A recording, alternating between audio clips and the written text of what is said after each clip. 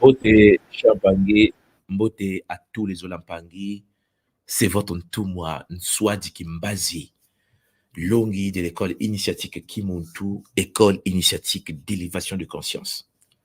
Mbote à vous tous et à vous toutes, c'est le bonheur. Matondo à tout le monde, Matondo à tous les Mpangi. Aujourd'hui est une journée exceptionnelle. Nous allons ensemble vivre un Kaboula avec joie. Champangui, j'espère que vous êtes au poste. Voilà Mpangui se connecter. Prenez le temps de pouvoir inviter les amis, liker pendant que vous rentrez, liker pour garder la stabilité de notre connexion. Je tenais à vous remercier parce que Champangui, ça fait du bien de constater que la famille Kimuntu ne cesse de s'agrandir. Avec bonheur toujours. Comme vous le savez, c'est chaud. c'est chaud. Ça fait du bien de voir comment il y a une prise de conscience multidimensionnelle. Le langage Kimuntu s'imprègne maintenant. Aujourd'hui, beaucoup de Mpangi parlent comme nous parlons, nous, dans le Kimuntu. Il y a des valeurs du Bumuntu qui s'installent au fur et à mesure. Comme vous le savez, ça nous a pris quand même 10 ans. 10 ans pour installer cela.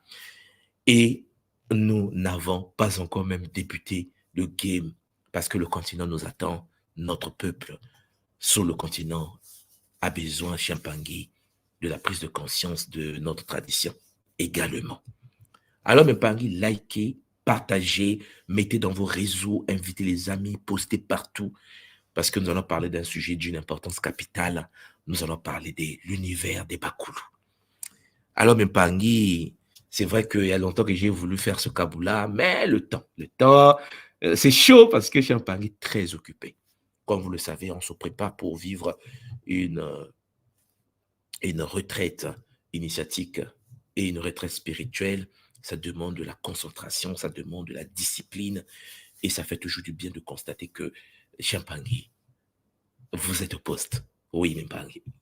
Alors, prenez soin de vous, prenez soin des enfants, prenez soin de vos maris, prenez soin de vos femmes. La priorité pour nous dans l'école Kimuntu, comme vous le savez, c'est la famille. C'est pour cela que toute l'école est orientée vers le longo, vers l'équilibre de notre vie sur cette planète. La famille est la base de tout. Nous sommes ici pour construire une famille terrestre et puis faire incarner des enfants célestes. C'est extraordinaire, Champangui.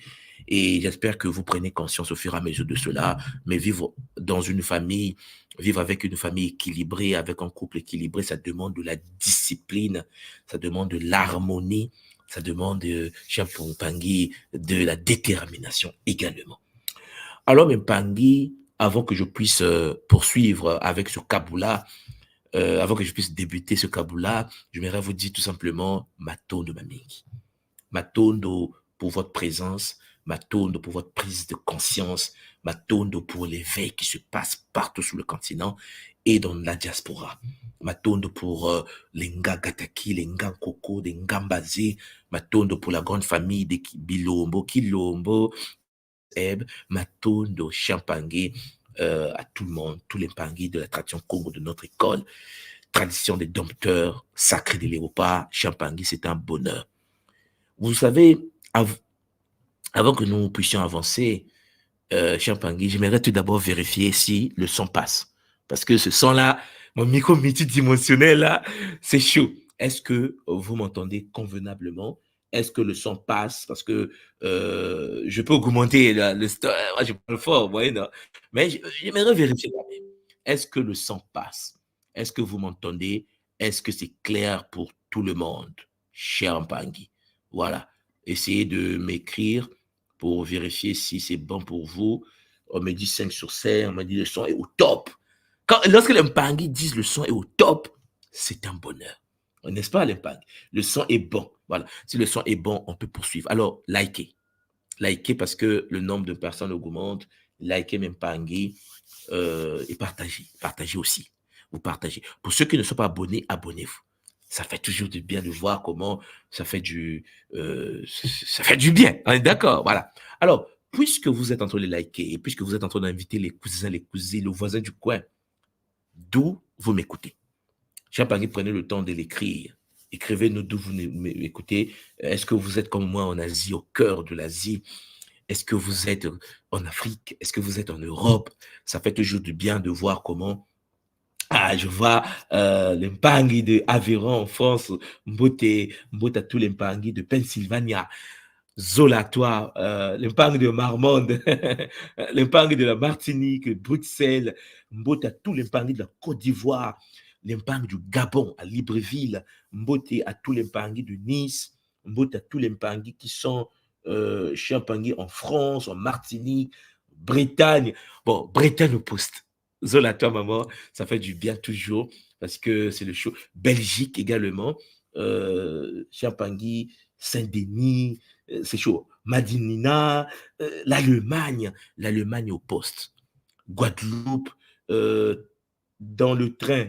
Paris, on est dans le train, quoi. C'est une ville ou bien c'est chaud là. Bretagne, c'est chaud. C'est chaud. Mbote à tous les Mpangi qui se connectent. Voilà, la grande famille qui monte tout. Marie Galante, Mbote à tous les Mpangi de l'île de France. Mbote Mpangi qui sont au Congo, à Pointe-Noire, toujours au poste. Mbote à tous les Mpangi de. Bon, là, en allemand, vous voulez que je lise ça comment vous aussi? En Allemagne, en Allemagne. Mbote Mpangi de Charleroi, les Mpangi du Togo. Mbote à tous les Mpangi de Madinina, Mbote, Mbote, Mbote à vous tous. Champangui, c'est le bonheur, c'est la joie, c'est magnifique, la prise de conscience multidimensionnelle. Mbote à tous les Pangui de Chine, qui est en Chine là. Mbote à tous les Pangui de Montréal. Mbote à tous les Pangui de la Guadeloupe. Bah, ça continue à défiler. Mais ça fait du bien de constater que, vous savez, il y a quelques années de cela, avant 2014, avant la naissance de Kim Muntu, notre manière de voir la réalité n'était pas encore vulgarisée. La manière de percevoir le monde, de savoir que nous sommes des âmes incarnées dans des véhicules et que nous pilotons au sein d'une matrice multidimensionnelle n'était pas encore sur cette planète. Et des moments, lorsque je prends du recul, je me dis, waouh, 10 ans. Ça fait du bien de constater que tout le monde parle maintenant aujourd'hui de Mbote, tout le monde parle de Mpangi, un vocabulaire, un paradigme, une vision. Et c'est incarné à travers le Kimuntu. Ça fait du bien de constater que il y a des Nga qui ont été formés, des Nga Gataki, des Nga Koko, des Nga Mbazi, des êtres magnifiques, des Mpangi exceptionnels qui, en effet, font le bonheur de beaucoup sur cette planète. Ça fait du bien de constater cette stabilité énergétique. Je tenais donc à saluer déjà tous les Mpangi, des Nga de la Guadeloupe, des Nga de la Martinique, des Nga de la Guyane, qui sont les pionniers et les pionnières de l'ère que nous avons ouvert, Champangui. Je tenais aussi à féliciter les Nga qui sont sur le continent, les Nga de l'Allemagne, Nga Simo, les Nga de la Belgique, les Nga de France, les Nga de l'Italie, tous les Nga où vous êtes, Champangui. Ça fait du bien, n'est-ce pas? Ça fait du bien de constater qu'après 4 siècles, 5 siècles de domination planétaire de notre peuple, il était important de pouvoir donner une nouvelle vision, une nouvelle réalité, une perception de la réalité. Et Champangui, ça marche. Ce qui veut dire que notre transformation, c'est quelque chose qui est en marche. Je pense que vous le constatez. Parce qu'en effet, on ne parlait pas de Gataki sur la planète depuis la chute de la tradition. On ne parlait pas de King Koko. On ne parlait pas de Kimbazi. Aujourd'hui, des Ngas sont au poste, les gens sont solides. Et, et le combat ne peut pas s'arrêter parce qu'en effet, Champangui, tout ce que nous faisons a pour but de pouvoir faire renaître la tradition des anciens. Et cette tradition est magnifique. Tu sais, il y a des moments lorsque je suis sur Internet et que j'entends les Mpangi dire Mbote Mpangi, je dis ah, le Kimuntu a changé la face de notre réalité. C'est-à-dire qu'on doit compter avec nous. C'est normal, en fait. Mais avant, non. Avant 2014, Champangui, on ne parlait pas de Maasimbi, on ne parlait pas de Mamba, on ne parlait pas de Mbao, on ne parlait pas de Mpi, ni de Ntoto. Avant 2014, on ne parlait pas, Champangui, de Ndadida.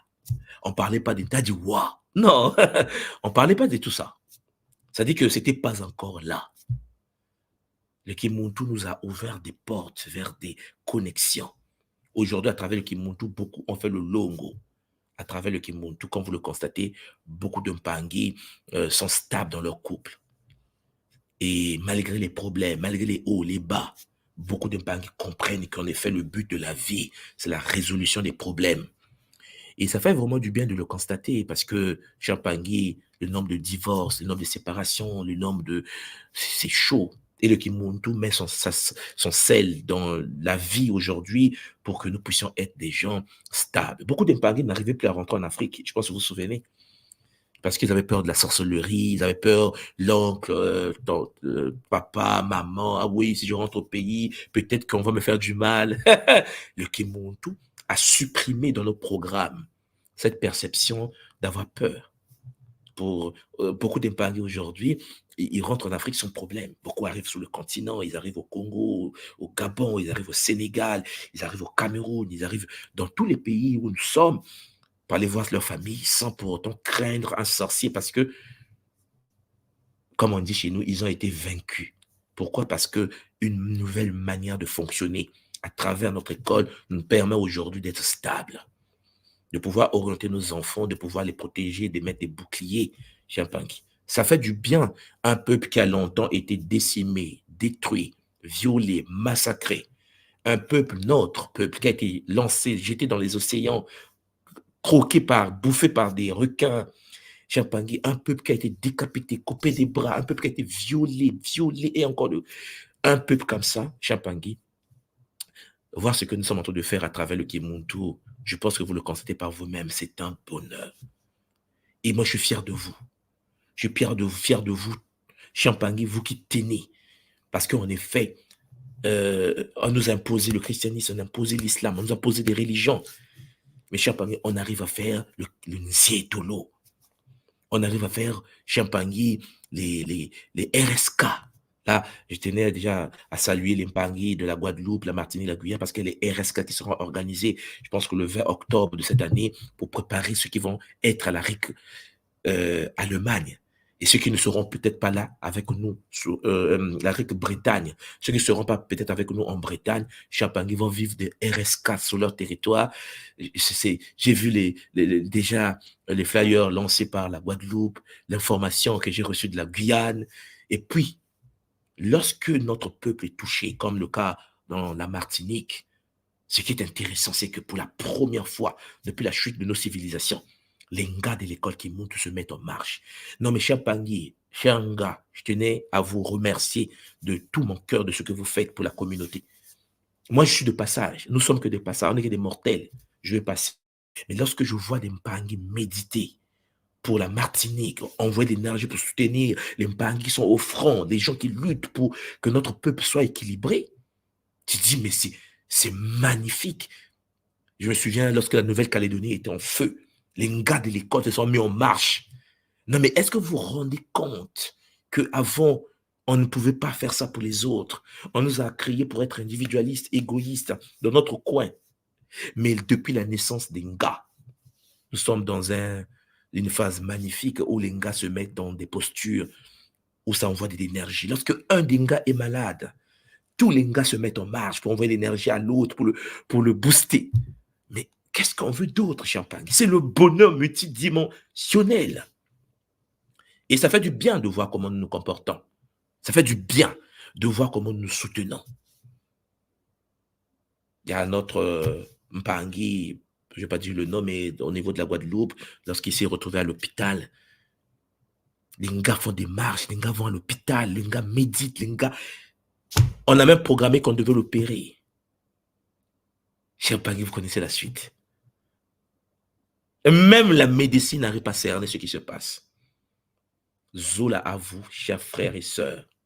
Matundu Mamingi à tous les gars, Gataki, Kinkoko, Kimbazi, qui jouent un rôle magnifique dans ce monde détruit. Et vous vous souvenez, en 2018, 2018-2019, on a parlé d'un nouveau programme que j'avais lancé, ESIC, Éducation solaire initiative Kimuntu. Vous vous souvenez de ça? Et je vous avais dit 2020-2025. Et On a parlé de ça, j'ai lancé une série de conférences pour vous préparer à traverser des turbulences multidimensionnelles. Et nous sommes en 2024, Champagne. Il y a des missiles de l'Iran qui tombent dans... Hein, vous comprenez? En fait, pour ceux qui sont dans le Kimuntu, vous savez, vous le savez, on en a parlé encore et encore. On se rapproche de 2025. Il faut qu'on déploie beaucoup de Zola, beaucoup d'amour pour notre humanité, pour la Terre, quelle que soit notre origine, quelle que soit la couleur de notre peau, quelle que soit notre classe sociale, pour que nous puissions faire avancer les choses. Mes chers Pangui, le Kimuntu nous demande de l'autodiscipline. Le Kimuntu, notre tradition Congo, notre école, nous demande de l'autodiscipline. Parce que c'est en se perfectionnant individuellement, Champagne, à travers le Kim-PEV, la spiritualité individuelle. Vous savez bien la perception que nous avons à l'école Kimuntu. Pour nous, Champagne, la spiritualité, ce n'est pas un problème collectif. La spiritualité est une pratique individuelle. Chacun vit une spiritualité propre par rapport à sa mission d'incarnation. Je vous le répète depuis 10 ans. Vous devez comprendre les enjeux. Il faut découvrir votre vraie nature. La spiritualité, c'est un problème de sang. C'est dans le sang qu'on pratique le Kim-PEV. On n'a pas une spiritualité de tout le monde. Ça n'existe pas. Il y a la spiritualité pratiquée par toi-même et toi. La relation entre toi et les êtres de la nature. La relation entre toi et l'eau. La conscience de l'eau. La relation entre toi et la conscience du feu. La relation entre toi et les êtres de l'air et de la terre.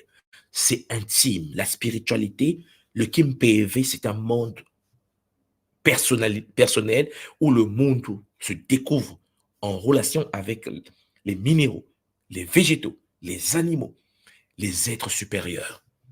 Voilà pourquoi notre tradition, la tradition Congo n'est pas prosélytique. On ne convertit pas les gens parce qu'on ne peut pas convertir les gens dans une spiritualité où les gens sont en relation directe eux-mêmes avec la nature. Il faut que cette autodiscipline s'installe encore et encore. Il faut que vous compreniez cela. Pour ceux qui ne sont pas encore dans la tradition Congo de l'école Kimuntu, il faut que vous compreniez cela. L'éveil de l'être humain, c'est la relation de connexion sacrée entre le Muntu et le divin. Et non pas les autres, et non pas la communauté. Pour commencer, c'est d'abord soi. Tu dois découvrir l'impact de toi en tant qu'esprit dans la matière et comment tu interagis avec l'environnement autour de toi. Et donc, ça nous conduit vers une certaine forme d'autodiscipline, d'autonomie spirituelle. C'est clair que dans un monde où on nous a éduqués à toujours dépendre des autres, à être des vampires énergétiques, c'est très compliqué parfois ce que je dis depuis des années, où le but, c'est vraiment la connexion sacrée. Voilà pourquoi l'école porte le nom de Kimuntu. Le Kimuntu. Le Ki comme étant l'énergie qui permet la connexion des particules du Nza. Et le Muntu comme étant l'incarnation du divin de la matière. Le Kimuntu, c'est en fait le lien entre le Muntu et l'univers. Et le Nza est la source unique à travers le Ki. Le Kimuntu est le supramental, la connexion directe. C'est le nom de l'école. C'est-à-dire qu'en effet, vous devez comprendre cela. Et ça fait plaisir de constater que vous comprenez déjà cela parce que nous devenons de plus en plus nombreux. Nos enfants pratiquent la takia, la technique d'activation du kia. À côté de la spiritualité, le Kim-PEV, qui est une pratique qui doit être la découverte de soi par soi pour soi, à travers le lien entre le monde et l'environnement, la nature et les guides, ainsi de suite, nous avons ce qu'on appelle Champagne chez nous, le Kinzambi. Champagne, le Kinzambi, c'est autre chose. Ce que certains appellent la religion. Je vous ai déjà parlé de ça.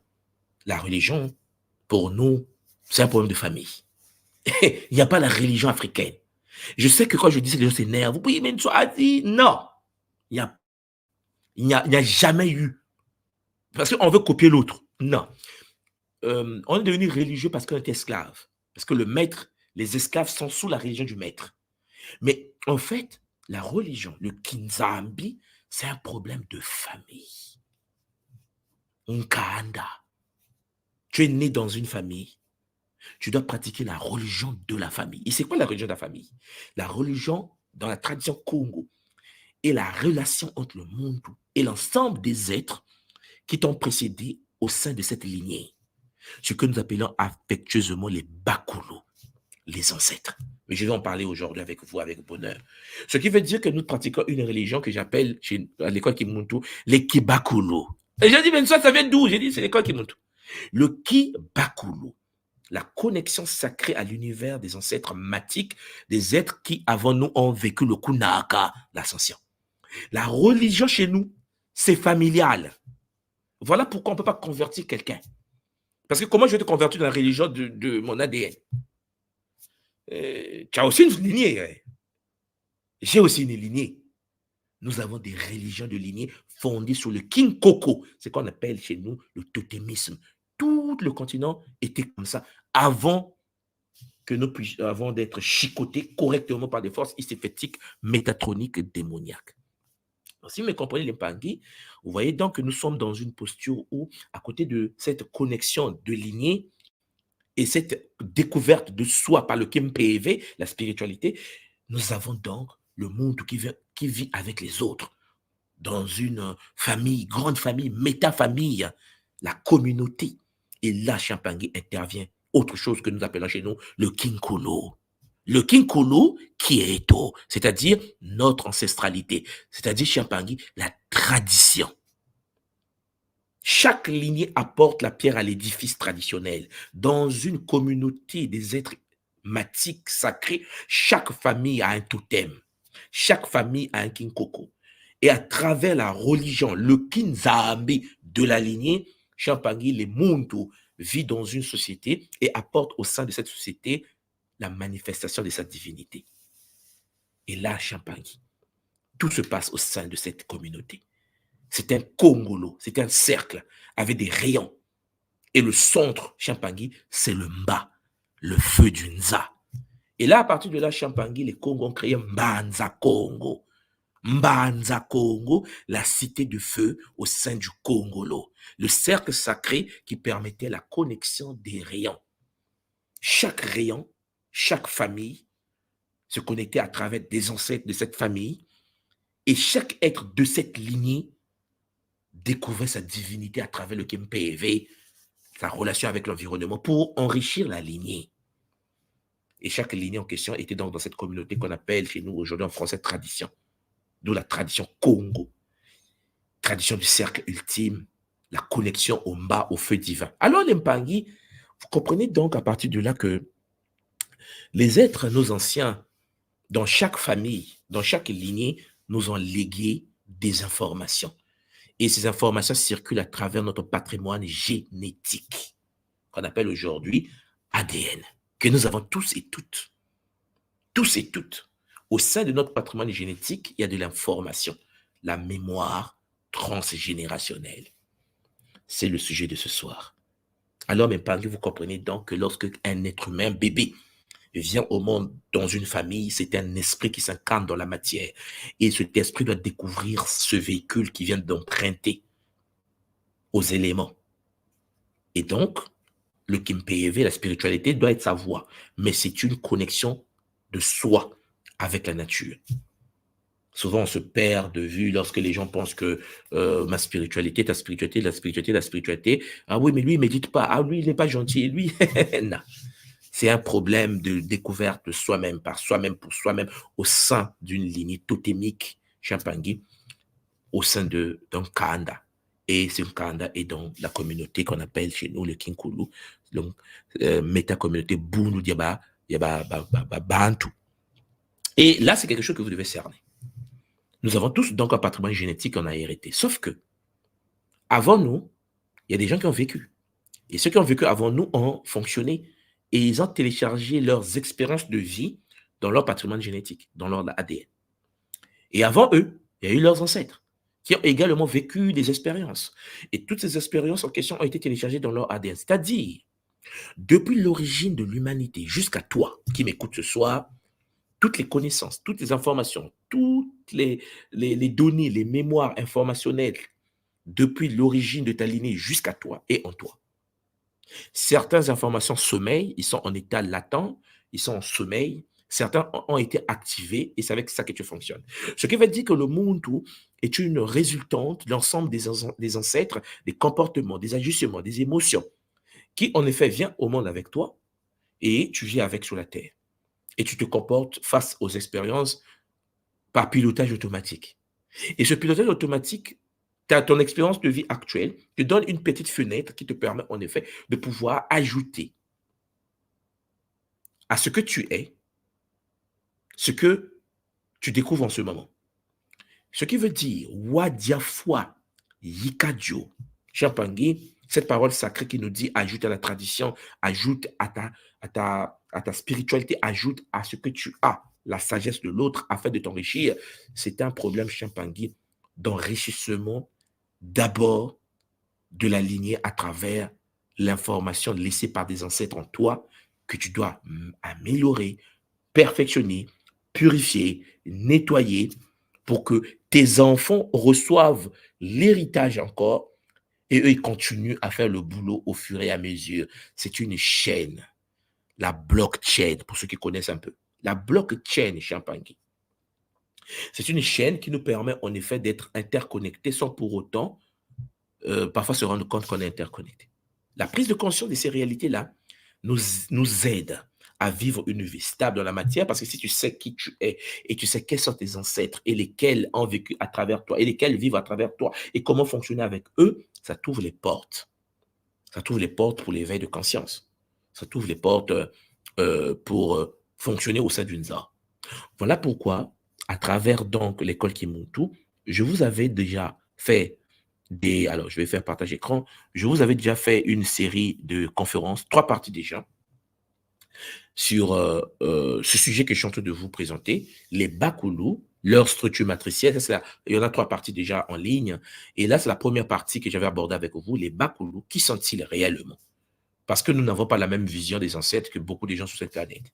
C'est pour ça que j'ai commencé d'abord pour vous expliquer que depuis que nous nous sommes incarnés, depuis que Kimuntu existe, un nouveau langage est installé, une nouvelle manière de voir la réalité. La perception de la réalité a changé. Et même là encore, même la vision que nous avons sur les ancêtres a changé. Et ça, j'aimerais que ça soit clair pour tout le monde. Pour tout le monde. Ce qui veut dire que Champagné, lorsque vous cernez ce que je suis en train de vous dire, ça aide en fait. Ça nous aide à changer, ça nous aide à nous améliorer, ça nous aide à nous perfectionner. Encore et encore, parce qu'on comprend que c'est par les ancêtres que nous vivons. J'espère que c'est clair ce que je suis en train de vous dire, Limpangi. Alors, ce que je vais faire pour ceux qui n'ont pas encore écouté ce Kaboula, alors, vous pouvez avoir la possibilité d'aller chercher ce Kaboula. Je vais partager l'écran. Si vous partez sur Internet et que vous partez sur le site de l'école Kimuntu, kimuntu.com, que vous connaissez tous et toutes, vous avez la possibilité, à travers la webconférence ici, aller voir cette série de conférences. Il y en a 3. C'est d'une importance capitale. Voilà. Vous avez les 3 dernières conférences que vous voyez ici, là. Donc, vous avez celle-là, les Bakulu partie 1, qui sortit réellement. Les Bakulu partie 2, se libérer des malédictions et traumatismes transgénérationnels. Les Bakulu partie 3, la construction de l'hôtel à l'honneur de Bakulu. C'est une série de conférences qui vont vous aider à pouvoir avancer parce qu'en effet, il faut que je vous le dise, je pense peut-être que, bon, ceux qui ont écouté les Kaboula le savent déjà. Parfois, certains problèmes qui minent votre existence à l'instant T0 aujourd'hui ne viennent pas de vous. Certains comportements dont vous faites preuve, vous manifestez, la jalousie, la haine, Champangui, dont vous faites preuve parfois, ne vient pas de vous. Une certaine forme d'acharnement, Champangui, l'harcèlement sur les autres, parfois ne vient pas de vous. Nous avons en nous des patrimoines, des informations que nous avons héritées de nos ancêtres, qui parfois guident notre vie sur la planète, qui guident notre existence. Et parfois, quand ils sont activés, il y a des gens que tu vois la première fois dans ta vie, tu es en colère contre la personne, tu n'as jamais vu la personne, tu dis, mais je ne comprends pas, c'est comme si je connais cette personne, mais je ne l'aime pas. Parfois, c'est une mémoire transgénérationnelle qui vient de s'activer en toi. Et ça t'empêche de pouvoir comprendre pourquoi tu ne l'aimes pas d'abord. Mais est-ce que tu le connais ou non? Mais il y a des gens aussi que tu as vus dans ta vie, pour la première fois que tu le vois, la première fois que tu le rencontres, cet être-là, tu l'aimes. Je dis, mais je l'aime bien, ce petit. Je l'aime bien, cette fille. Je l'aime bien. Mais en fait, je suis bien avec. Mais qu'est-ce qui se passe? Je ne le connais pas. Tout simplement parce qu'il y a des informations transgénérationnelles que nous avons en nous qui s'activent. Et puisque nous sommes des êtres, Champangui, détenant en nous des connaissances transgénérationnelles, des ancêtres gravés en nous, alors, même Pangui, ton ancêtre en toi peut reconnaître l'ancêtre dans le corps de l'autre. C'est-à-dire que parfois, lorsque tu te balades dans la vie, il y a l'ancêtre de l'autre qui est en lui, qui a connu ton ancêtre à toi. Et les 2 ancêtres peuvent s'activer. Il y a même des gens qui sont tombés amoureux. Ah, je l'aime. Moi, la question que je pose souvent à travers les Kimundu, c'est de dire tout simplement, tu l'aimes. Ouais. Est-ce que c'est toi qui l'aimes ou bien c'est un de tes ancêtres qui le connaissait, qui en effet peut-être a eu des enfants avec ou qui a vécu avec? Parce qu'il y a des moments, il y a des choses qui nous dépassent. Il y a des informations, parfois tu tombes amoureux d'une personne ou que tu ne connais pas encore de comportement, mais c'est pas, ça ne t'intéresse pas parce que tu as tiré comme un émo vers la personne, alors que ce n'est pas toi en fait. Oui, c'est toi. Puisque tu es tes ancêtres, en fait. Mais c'est un ancêtre qui a déjà vécu l'expérience, qui, une fois en présence de la personne aimée, qui a vécu il y a 1000 ans, 2000 ans, 300 ans, se retrouve, en fait. Et les deux s'attirent. Et sauf que toi, tu penses être en amour avec la personne. C'est des choses qu'il faut gérer. Et c'est des choses parfois qui font que beaucoup sont dépassés par les événements champagne. Alors, comme nous le faisons d'habitude, je vais donc vous partager le lien pour ceux qui veulent venir sur le plateau. J'aimerais qu'on en parle de ce sujet sur les ancêtres, c'est-à-dire que l'univers des Bakoulous, surtout pour ceux qui l'ont déjà écouté et ceux qui peuvent avoir des questions ou ceux qui ne les ont pas écoutés aussi et qui peuvent venir pour que nous puissions partager. Je viens de mettre juste en bas de des différentes plateformes, Champangui, des liens. Vous pouvez venir sur le plateau. Nous allons communiquer ensemble en famille pour que ce sujet d'une importance capitale puisse nous aider à avancer avec efficacité. Champagne. Il y a des moments, une personne n'a jamais été abusée sexuellement. Il y a une des ancêtres qui a été abusée. Et si cette mémoire transgénérationnelle s'active par rapport à la situation, par rapport à la réalité, par rapport au milieu champangui, la personne peut se sentir mal. C'est comme si la personne a été abusée sexuellement alors qu'elle n'a jamais été abusée sexuellement. Il y a des gens, par exemple, qui ont des problèmes, qui ont peur de se noyer. Ils ne savent pas nager, ils n'ont jamais nagé, ils n'ont jamais allé dans une piscine, mais ils ont peur des piscines, ils ont peur d'être... Ils oublient parfois qu'ils ont en eux la mémoire parfois d'une personne qui a vécu de sa lignée qui, en effet, s'est noyée ou bien qui a failli se noyer. Cette mémoire transgénérationnelle se télécharge en nous et en nous. Donc, ce qui veut dire que parfois nos agissements ne dépendent pas de ce que nous vivons actuellement. Les situations devant nous actualisent, activent les potentialités. Mais cher Pangui, il arrive des moments où tu ne te sens pas bien. Mais tu ne sais pas pourquoi tu ne te sens pas bien. Il y a des moments où tu as des doutes, mais les doutes ne viennent même pas de toi, ou la colère ne vient pas de toi. Ce sont des mémoires. Nous avons en nous des mémoires transgénérationnelles. Le Kibakulu, ce que nous appelons chez nous le culte des ancêtres, qu'on appelle réellement la religion ancestrale africaine, c'est un problème de lignée. La purification génétique, l'équilibre génétique, la communication, euh, euh, disons, parapsychique entre toi et la lignée. L'ensemble des êtres qui, avant toi, ont vécu, l'ensemble des gens avant toi qui ont fonctionné et euh, qui peuvent te permettre d'avancer ou pas. Il y a des moments où tu as tellement mal dans l'existence, problème de finances, parce qu'il y a un problème de finances dans l'histoire, les fausses couches, parfois transgénérationnelles, des malédictions comme ça, les poches trouées transgénérationnelles, le fait que, en effet, tu n'arrives pas à atteindre tes objectifs, tu commences un projet, tu l'arrêtes, tu commences un projet, tu l'arrêtes. Si tu remontes le temps, tu remontes la mémoire ancestrale qui réside en toi, tu serais étonné que dans ta famille, il y a eu des gens qui ont commencé à arrêter, ne jamais finir un projet qu'on a débuté et ainsi de suite. Et puis, il y a des gens qui sont dans ce qu'on appelle l'autodestruction. C'est-à-dire quelque chose qui te fait du bien, quelque chose que tu as toujours aimé, que tu aimes, mais que tu vas détruire. Parce qu'en fait, en toi résident des êtres qui ont vécu comme ça avant toi et qui t'ont légué en fait l'héritage qu'il faut en effet nettoyer, structurer et puis arrêter avec bonheur. Donc, comme je disais, Champangui, nous avons donc, j'ai mis en bas, je vois les Mpangui commencer à rentrer sur le plateau. Euh, alors, Nga Elisha, tu es connecté, mais l'appareil non connecté. Je pense que peut-être il faut, alors comment tu vas faire ça? Peut-être tu es connecté sur deux plateformes, parce que là, je ne peux pas te faire rentrer parce que il dit non connecté. Donc, essaie de, voilà, déconnecte-toi et reviens, voilà, encore, avec bonheur. Donc, Champangui, vous avez le lien pour ceux qui veulent qu'on en parle de ce sujet, ceux qui ont des questions, ceux qui ont parfois des interrogations sur la transgénérationnalité. Le temps est là pour vous. Venez sur le plateau, pour que nous parlions en famille. Euh, on ne va pas prendre trop de temps sur ce sujet parce que c'est un sujet que j'ai abordé, comme je vous l'ai montré, sur les trois thématiques et qui peuvent aussi vous aider à vous améliorer dans ce sens. Donc, le lien est en bas. Prenez le lien. Voilà. Prenez le lien pour ceux qui ont des questions et puis ou ceux qui veulent échanger et rejoignez-moi sur le plateau avec Zola pour que nous puissions avancer avec détermination. Alors, j'aimerais aussi préciser que peut-être que vous avez déjà entendu parler de cela. Il y a quelque temps, j'avais lancé une plateforme qu'on appelle de Swadicast, qui est un podcast un peu exceptionnel, je pense, où nous traitons de certains sujets liés aux ancêtres. C'est une plateforme spéciale Bakou. J'avais pris cette initiative pour permettre aux gens de mieux connaître l'univers des cimetières, l'univers des totems, l'univers des ancêtres. Parce que souvent, on en parle, mais il n'y a pas beaucoup de documentation. Les gens ne sont pas très cultivés là-dessus. Donc, j'avais pensé, il était important pour nous, à travers le Kimuntu, de pouvoir avoir cette plateforme. Alors, je vais vous le partager pendant que les Mpangi sont en train de se connecter. Voilà, lorsque vous arrivez voilà, sur Internet, vous avez de Swadicast. Voilà, vous avez de Swadicast, votre plateforme.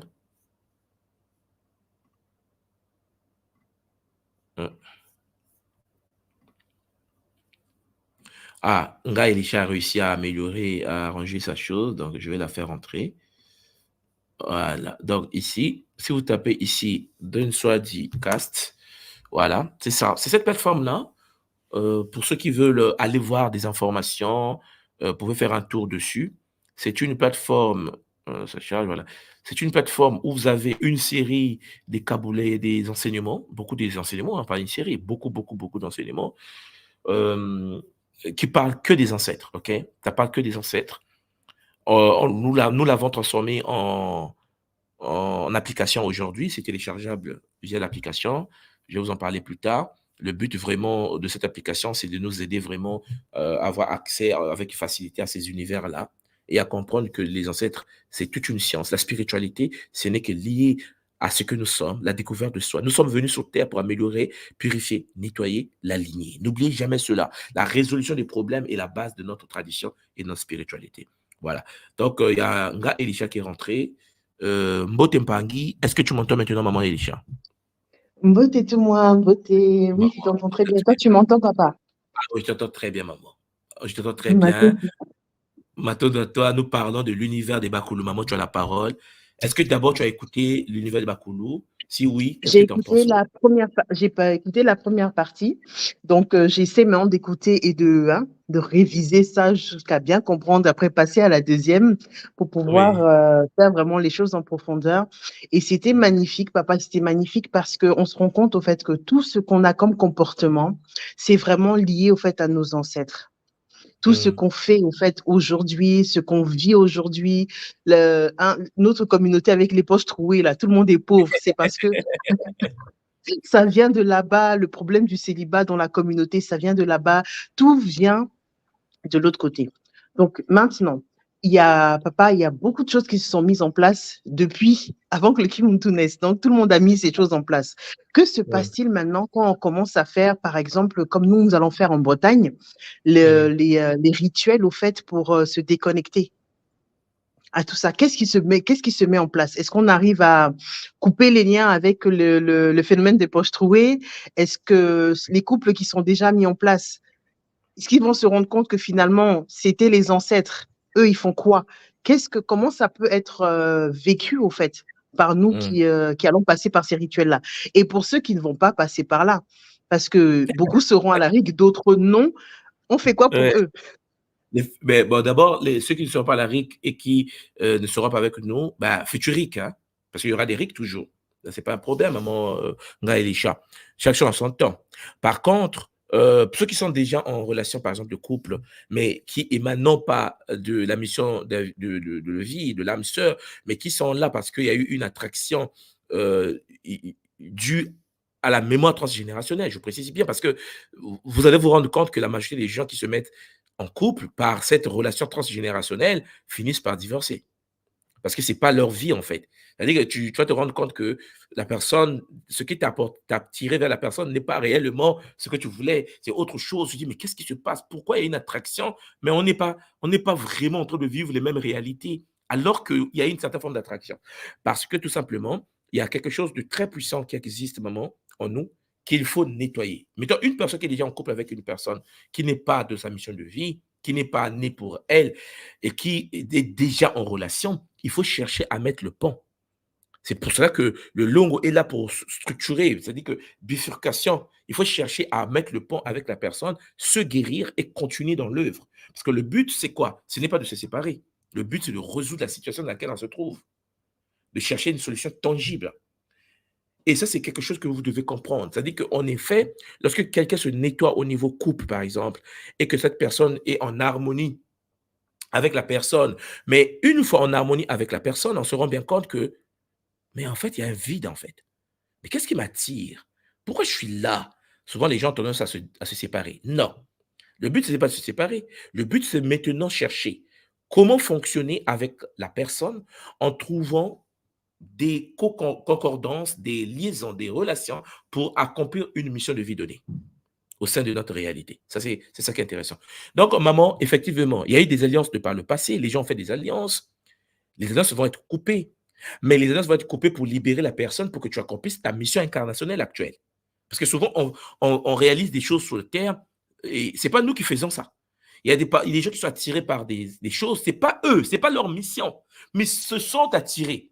Ils disent, mais ça j'aime, ça j'aime, ça j'aime. Lorsque tu découvres ce que tu es réellement, tu comprends que non, mais ce n'est pas moi en fait. Et c'est des goûts d'Impangi, les goûts des ancêtres en moi qui me poussent vers de tels états, qui me poussent vers de telles réalités et ainsi de suite.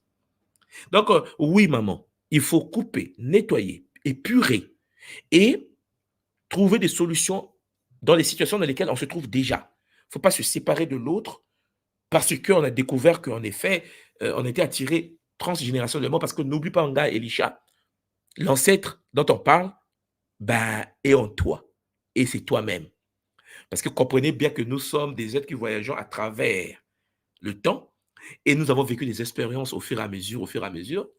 Et aujourd'hui, toutes les expériences vécues, comme la matrice d'âme, se trouvent dans un corps. Donc, c'est la purification de soi, en fait. Le nettoyage de soi, ce n'est pas une fatalité, mais il faut se nettoyer. Celui qui a eu des dettes karmiques dans le passé, il faut le nettoyer. L'humain qui a le corps matériel sur la terre a pour but d'apporter la paix à ceux qui ont vécu avant, qui n'ont pas fini.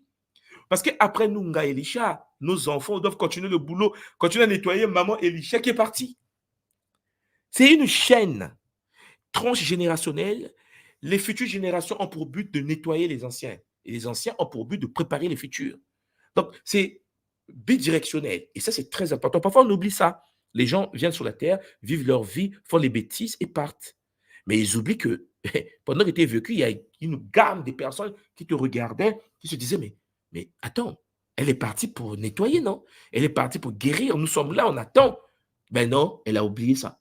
Et donc, elle arrive, elle vit sa petite vie matérielle. Mais sauf que, une fois hors du corps, les enfants qu'ils ont donné naissance sur la terre fonctionnent avec les mémoires de papa, les mémoires de maman. Combien de personnes tu connais, un gars, Elisha, qui va te dire, oui, en fait, je ne comprends pas, je me comporte comme ma mère a eu des problèmes, ma maman ne s'est pas mariée, la grand-mère ne s'est pas mariée, la grande arrière.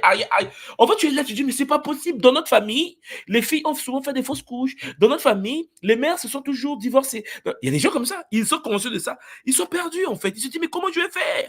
Ben, c'est la purification transgénérationnelle. Il faut nettoyer la lignée. Il faut couper des cordes inutiles et avancer avec efficacité. Est-ce que tu m'entends, maman? Oui, totalement, papa, totalement. Et c'est un sujet même dont j'ai déjà parlé sur ma chaîne parce que nous-mêmes, on est dans les problèmes là. Nous-mêmes, on est dans les problèmes là. Donc, on cherche des solutions aussi pour les autres Pangui. Donc, Matondo, papa, en fait, pour tout le travail que tu fais parce que on en a énormément besoin. Vraiment énormément besoin. Et le côté aussi de la guérison, en fait, des Bakoulou comme ça. Qu'est-ce que ça peut nous apporter? Plus on guérit, au fait, les anciens qui sont Oui. déjà partis, hein, qui avaient certaines choses. Est-ce que pour nous aussi, bon, j'ai un peu la réponse, mais moi, je veux juste la confirmation. J'ai juste la confirmation comme ça que quand on les guérit, quand on va les aider comme ça, là où ils étaient, ce que ça peut nous apporter à nous, ici sur Terre. Mais non, mais le contrôle de ta vie sur la planète, sur la Terre. Parce qu'il y a des gens qui n'ont pas le contrôle de leur existence, pour commencer. Il y a des gens qui subissent leur vie. Il y a des gens comme ça, qui subissent leur vie. Et puis, il y a des gens qui, en se libérant des carcans informationnels négatifs transgénérationnels, tu prends le contrôle de l'existence. Tu peux gérer le game avec tes outils d'aujourd'hui en les enrichissant eux. Parce que tu es comme leur champion, maman. Tu es la championne de la lignée. Et eux, ils disent, allez, allez, Elisha, allez, allez, allez. Mais sauf Elisha est paumé parfois, il est fatigué, il dit, mais je suis fatigué. Mais tu es fatigué parce que tu as des briques sous la tête, des poids issus de la mémoire transgénérationnelle que tu dois nettoyer. Donc, déjà, nettoyer les autres, c'est les aider à poursuivre leur kunaka, à poursuivre leur cheminement d'ascension. Et deuxièmement, toi qui es sur le terrain, avoir le contrôle de la vie dans la matière, ne pas subir les mfuka, les dettes des autres, mais vivre avec des outils, vivre avec, avancer avec efficacité dans la matière, et ainsi de suite. Parce que, maman, je te prends un exemple. Il arrive que lorsque la personne n'est pas nettoyée, et cette personne est devant toi et dit, ah oui, mais j'aime bien un gars Elisha. La personne, il t'aime bien. Et puis, à un moment donné, l'ancêtre s'active, en fait. Parce que ça s'active par rapport au milieu, par rapport au choc émotionnel, par rapport à... C'est compliqué. C'est ça, des informations de mémoire. Donc, il s'active. Et là, la personne qui t'aimait bien va te voir. Non, mais en fait, j'aime pas Elisha, mais je la déteste, cette fille. C'est pas normal. Elle fait des choses, elle réussit dans sa vie. Je suis pas d'accord, machin, machin, machin. Et en effet, tu te dis, mais attends, mais c'est pas possible. Cette personne, je l'ai aidée. Cette personne, je l'ai accompagnée. Cette personne, je l'ai guidée. Mais qu'est-ce qui se passe? Activation d'une mémoire du passé. Qui, en effet, parfois est en conflit avec une ancêtre ou un ancêtre d'Elisha dans le corps d'Elisha, génétiquement dans la mémoire. Lui, il a pris le contrôle. Et il se rend compte qu'en fait, à l'époque, il y a 1000 ans, tu l'avais décapité, quoi. Mais la personne ne se rend même pas compte. La personne dort comme ça, il dort, il fait des rêves. Elisha, tu lui fais du mal. Toi, tu n'es même pas là-bas. Hein. Il te dit, ouais, mais je rêve, un gars, Elisha, c'est une sorcière. Non, alors que c'est l'ancêtre qui est en train de lui donner la mémoire, l'information. Je vais vous dire quelque chose. Vous savez, il y a des gens, par exemple, qui vont voir un médium. Pourquoi nous, à l'école Kimuntu, mais tu sais, lorsqu'on fait le Kimbazi, c'est nos guides qui doivent communiquer avec le guide de l'autre. Parce qu'il arrive à un moment donné, lorsque l'humain travaille avec une personne et qu'il fait, par exemple, une régression, la personne fait une régression. Et la régression, le patient dit, oui, je vois ça, ou je suis dans un village, il y a des guides, ah oui, je vois, il y a des enfants autour de moi. La personne peut avoir l'illusion de penser que c'est sa vie passée, hein, alors qu'il s'est branché à la mémoire transgénérationnelle d'un ancêtre. C'est pas lui. C'est-à-dire qu'en fait, tu t'es branché à le grand-père qui vivait au Congo, qui était escroc. Ah ouais, mais bon, je suis de voir, j'ai plusieurs femmes autour de moi, je suis de décapiter les gens, ah oui, j'ai trop fait du mal. Oh, oh. Non. Tu seras étonné parfois, c'est la mémoire d'un ancêtre qui a vécu avant toi, qui faisait des bêtises. Une fois en connexion, que ce soit par hypnose ou par régression, une fois par connexion à cette réalité, le danger, c'est que les gens d'aujourd'hui te disent, ah ouais, dans ta vie passée, tu étais un assassin, il faut faire attention, culpabilisation multidimensionnelle. Alors que maman Elisha, parfois c'est un ancêtre qui a besoin d'aide, qui est gravé dans ta mémoire, que tu dois épurer, nettoyer, purifier. Mais regarde, on va dire que c'est toi. Et puisque c'est toi, culpabilisation, j'ai fait trop de mal. Il faut que je... Après, ça devient quelque chose qui t'empêche d'avancer dans la spiritualité. Alors que si tu es conscient que nous avons des mémoires, et dans nos mémoires, il y a les mémoires de toutes les personnes qui ont existé avant nous, et qu'on doit avoir un contrôle sur notre mémoire, moi là, alors maman, tu peux nettoyer, purifier. Et une fois que tu les purifies, ton énergie ici se densifie. N'oublie pas ça. Je vous l'ai toujours dit, lorsque tu libères un ancêtre, que ce soit par la mémoire transgénérationnelle ou par le kiloufoua, l'ancêtre transmet, en fait c'est instantané, hein, les potentialités spirituelles de l'ancêtre descendent dans ton patrimoine génétique. C'est-à-dire ses capacités de voyance, ses capacités de clairvoyance, là, clairaudience. Il avait le don de massage. Tu te réveilles le matin, tu as un don de massage. Tu dis, mais attends, mais j'ai mis un don de massage. Moi, Élisée, quand je touche quelqu'un, la personne est guérie. L'ancêtre, ça dit que ces dons à lui viennent chez toi. Et c'est ça depuis des millénaires. Les gens qui savent cela, à travers le culte des ancêtres, savent cela. Mais ceux qui n'ont pas conscience, ils pensent que la spiritualité, c'est comme j'ai fait un Kabbalah, c'est du développement personnel. Alors que c'est transgénérationnel. Est-ce que tu me comprends, maman? Je comprends totalement, papa. Je comprends totalement Matondo pour ces Et tu restes là explications-là. avec nous, Elisha. Tu restes là. Bien sûr, bien sûr. Voilà. Oui, oui. Mpang Espoir qui est rentré. Alors, l'Mpang, n'ayez pas honte. N'ayez pas honte pour ceux qui veulent rentrer sur le plateau. Le lien est mis en bas. Venez sur le plateau. On va avancer avec bonheur. Papa Espoir, Mboté.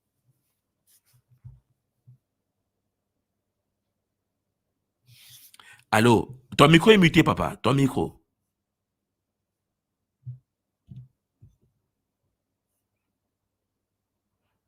Alors, je pense que le micro de Papa Bon, ça Espoir est passe muté. pas. Ah, là, c'est bon. Là, c'est bon. Là, ça passe. Allô? Est-ce que tu m'entends?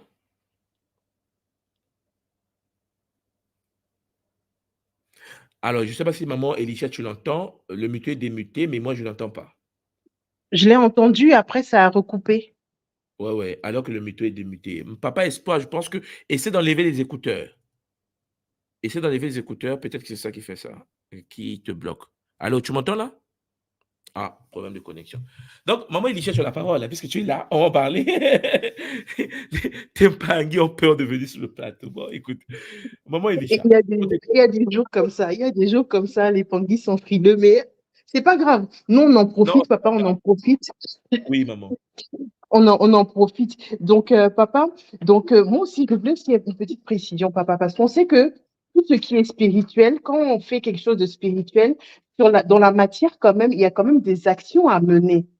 Il y aura Oui, quand même le côté matériel aussi. Donc, on va faire, par exemple, là, pendant la RIC, on va faire le soin, en fait, pour couper tous ces liens-là. Comment ça peut se voir en fait dans notre vie physique? À part les bienfaits, hein, à part les bienfaits, est-ce que sur Terre aussi, on va avoir en fait un petit travail à mettre quand même en place? Est-ce qu'il y a des choses à oui. faire? Bon, à part le temple, par exemple, pour les Bakoulou, comme tu nous as Mhm. appris dans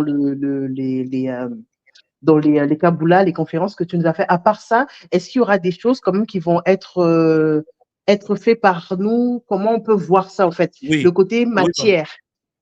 Effectivement, côté matière, c'est pour ça que, bon, c'est vrai que tu as écouté que la première partie de la série. Alors, tu vas voir que il y a la première partie que tu viens d'écouter et il y a la deuxième partie que j'ai faite où, dans le Kabbalah, vous découvrez en effet les chaînes, le karma, comme on dit, la dette transgénérationnelle. Comment on, dans la matière, dans la vie de tous les jours, comment on fonctionne pour briser les chaînes. Ça, c'est la partie 2 de cette série. Et puis, tu vois, la partie 3, je pense que tu l'as vu, la construction de l'hôtel. Et pourquoi l'hôtel? Et pourquoi on construit l'hôtel? Pourquoi dans toutes les maisons des personnes sérieuses, ils ont des hôtels de leurs ancêtres? Toutes les familles sérieuses de cette planète, je parle de planète, je ne parle même pas d'Afrique, ils ont des hôtels pour les ancêtres.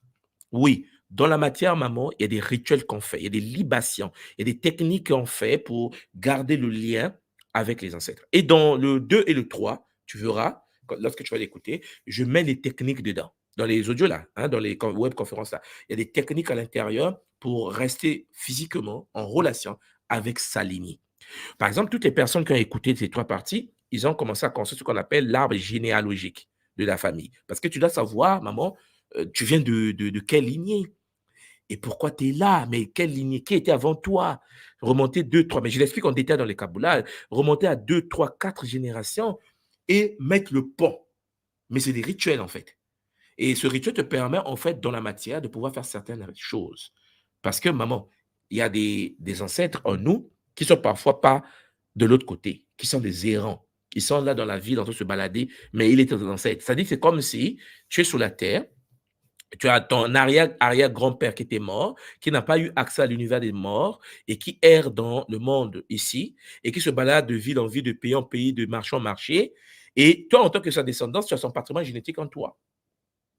Imagine un instant ce que ça fait où ton ADN n'est pas stable parce que l'énergie qui devait être de l'autre côté est ici.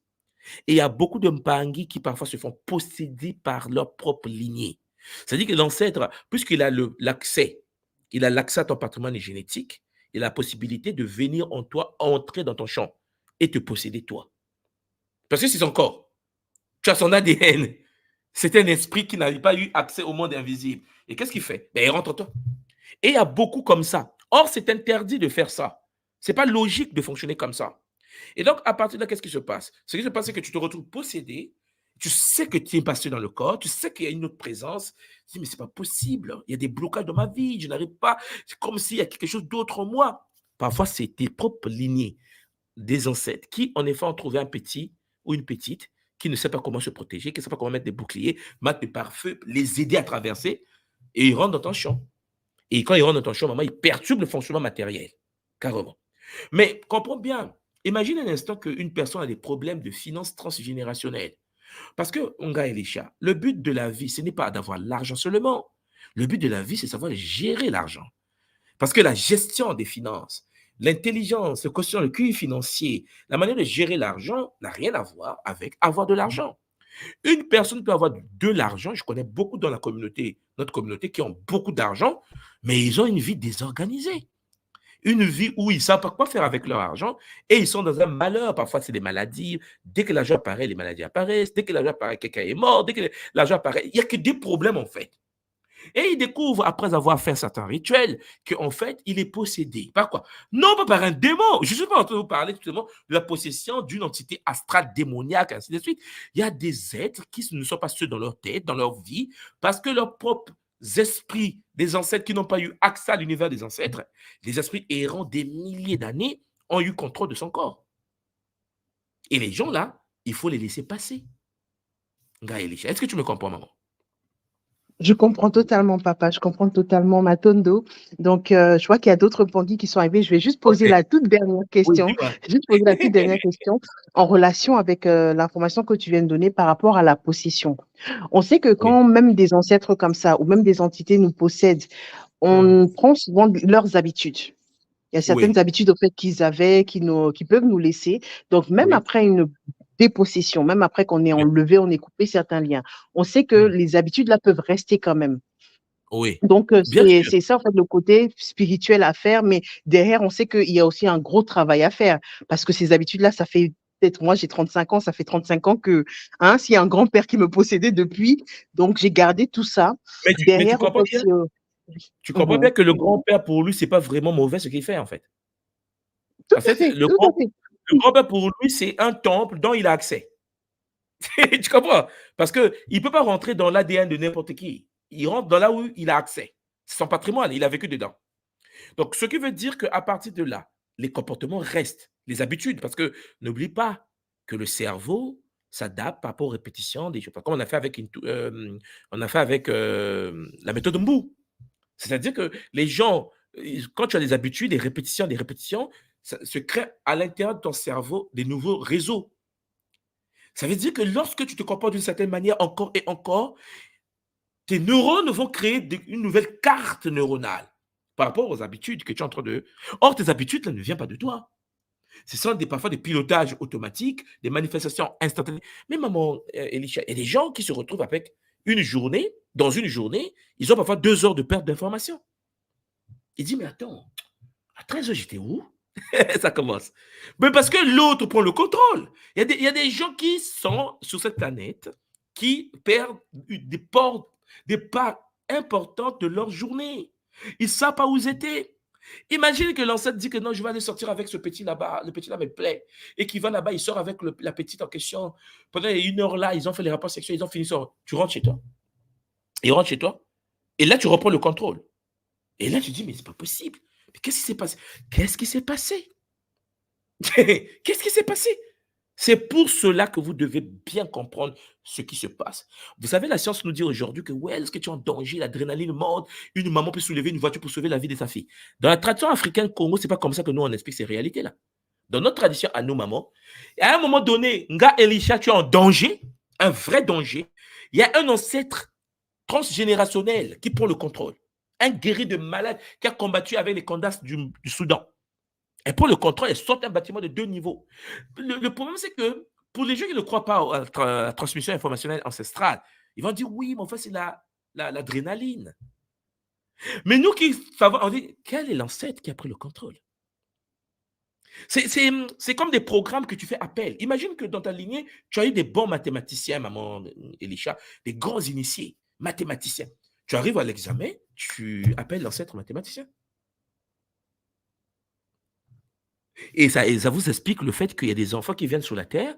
Ton enfant, il est là, il a 8 ans, il est soi-disant surdoué en mathématiques.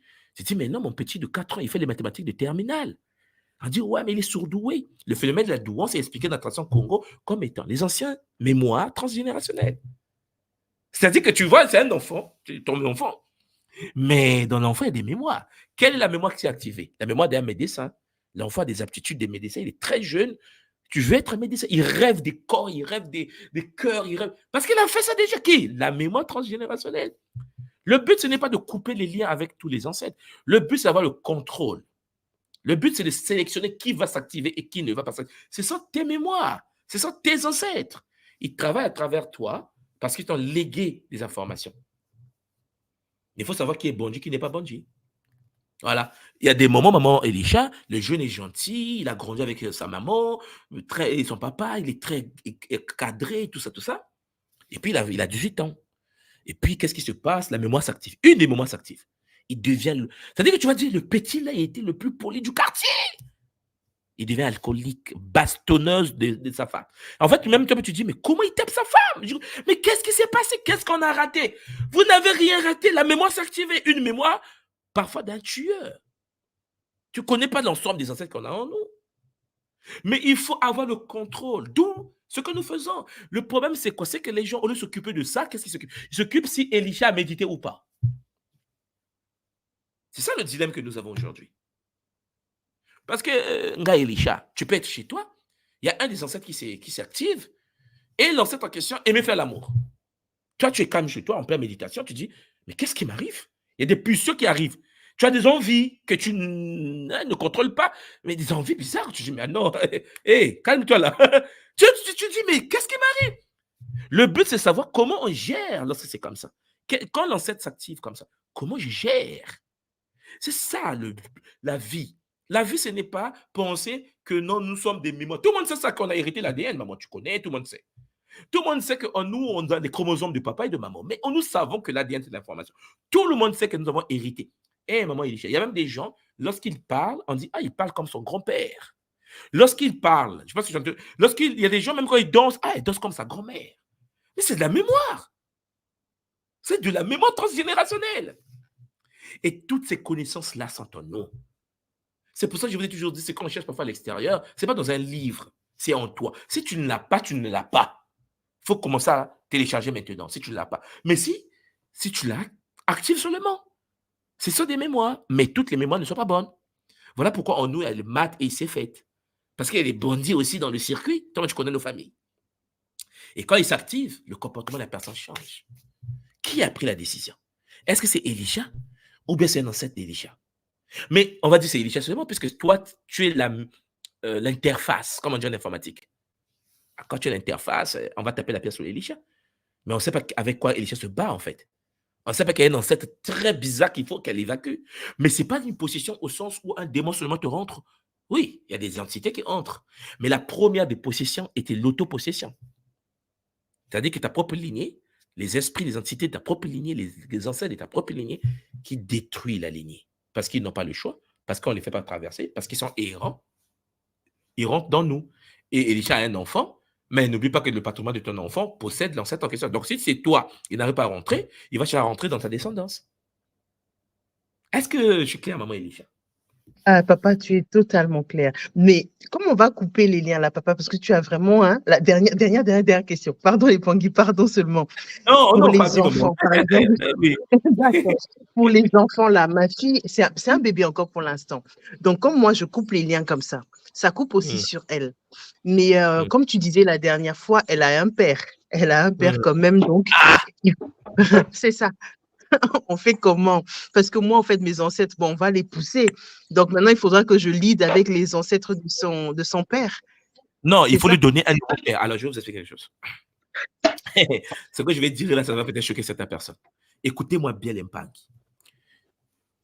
Lorsque tu es en couple avec un homme et que vous avez des enfants, l'enfant qui vient au monde dispose du patrimoine génétique de la femme et de l'homme. On est tous d'accord. Nos lignées là, les deux lignées sont interconnectées dans l'enfant. Ça, nous tous, nous savons ça. OK? Et il y a eu divorce, il y a eu séparation. Une fois séparés, nous savons bien que l'enfant, soit il vit avec son père ou sa mère. Bon. Imaginez que comme maman Elisha vient de dire, l'enfant vit avec sa mère et que ça passe pas bien entre papa et l'ex. Et l'ex, il devient l'ex. Il y a quelque chose. Lorsque tu te nettoies et que tu coupes des liens et que tu te purifies, ce que tu fais sur toi a des répercussions dans ta partie à toi dans les enfants. Parce que ta partie à toi est dans ton enfant. La partie de ton mari aussi, l'ex, est dans l'enfant. Comment les anciens Congolais ont résolu cela? Par le longo. Alors, je m'explique. Il faut, donner à l'enfant un nouveau papa. C'est-à-dire que lorsque tu as la possibilité d'avoir un nouveau homme dans ta vie, lorsque tu as cet homme-là dans ta vie, Il y a un rituel ancien Congo que je pratique à l'école Kimuntu, un certain Pangui.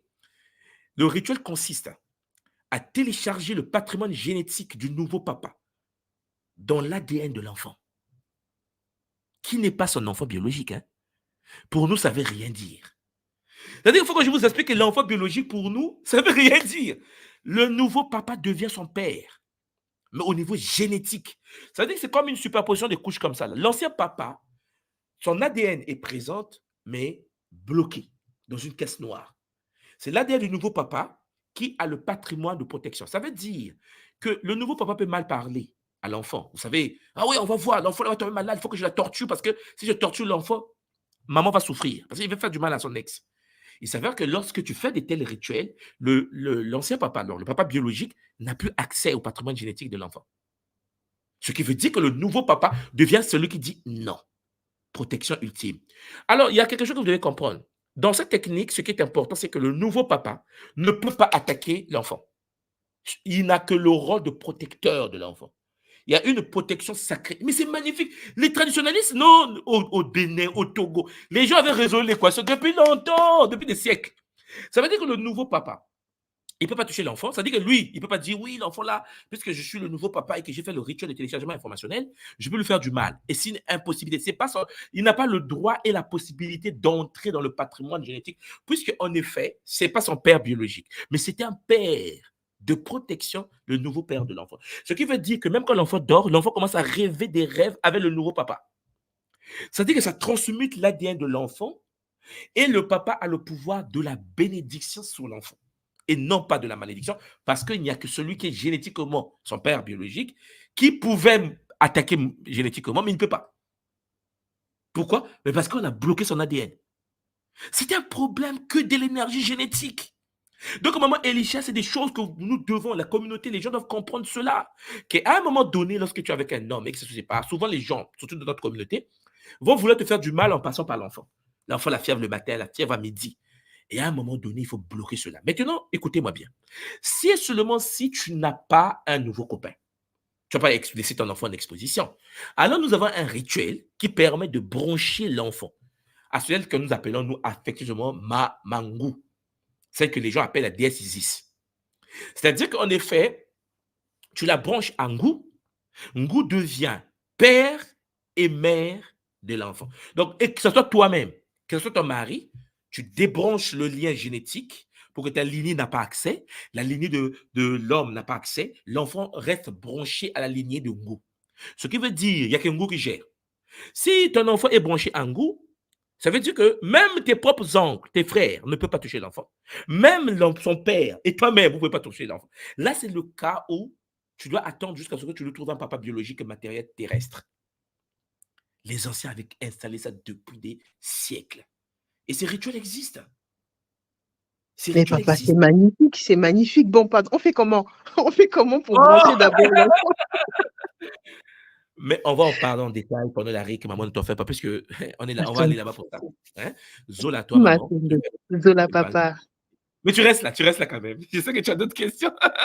Reste avec nous. On va avancer avec les Mpangi. Je te redonne la parole. Panindemba Mbote. Et le micro. Alors, est-ce que vous m'entendez? Oui, je t'entends très bien, Panindemba. Comment tu vas, papa? Parfait, parfait. Beauté, beauté Ntouma, soit dit. Beauté à tous. Alors, c'est la première fois que je rentre dans le plateau. Ça fait un moment que je suis l'école, les enseignements et tout, et je tenais quand même à te remercier, soit dit, pour tous ces partages. Et surtout pour la constance aussi. C'est pas évident, je comprends un petit peu, parce que je vois un petit peu ce qui se passe actuellement dans l'école. Et malgré tout cela, je vois que tu fais preuve de constance, et ça, c'est vraiment inspirant. Voilà, je tenais vraiment à te remercier pour ça. Et voilà, en fait, sans plus tarder, j'avais en fait 2 interrogations et je voulais vraiment ton avis là-dessus. La première, c'est par rapport aux dettes karmiques. Alors, moi, ce que j'ai compris, en fait, il faut nettoyer, on va dire, il suffit de nettoyer à travers des rituels pour pouvoir vraiment se débarrasser, en quelque sorte, de toutes les dettes karmiques qui peuvent un peu nous freiner au niveau de notre vie.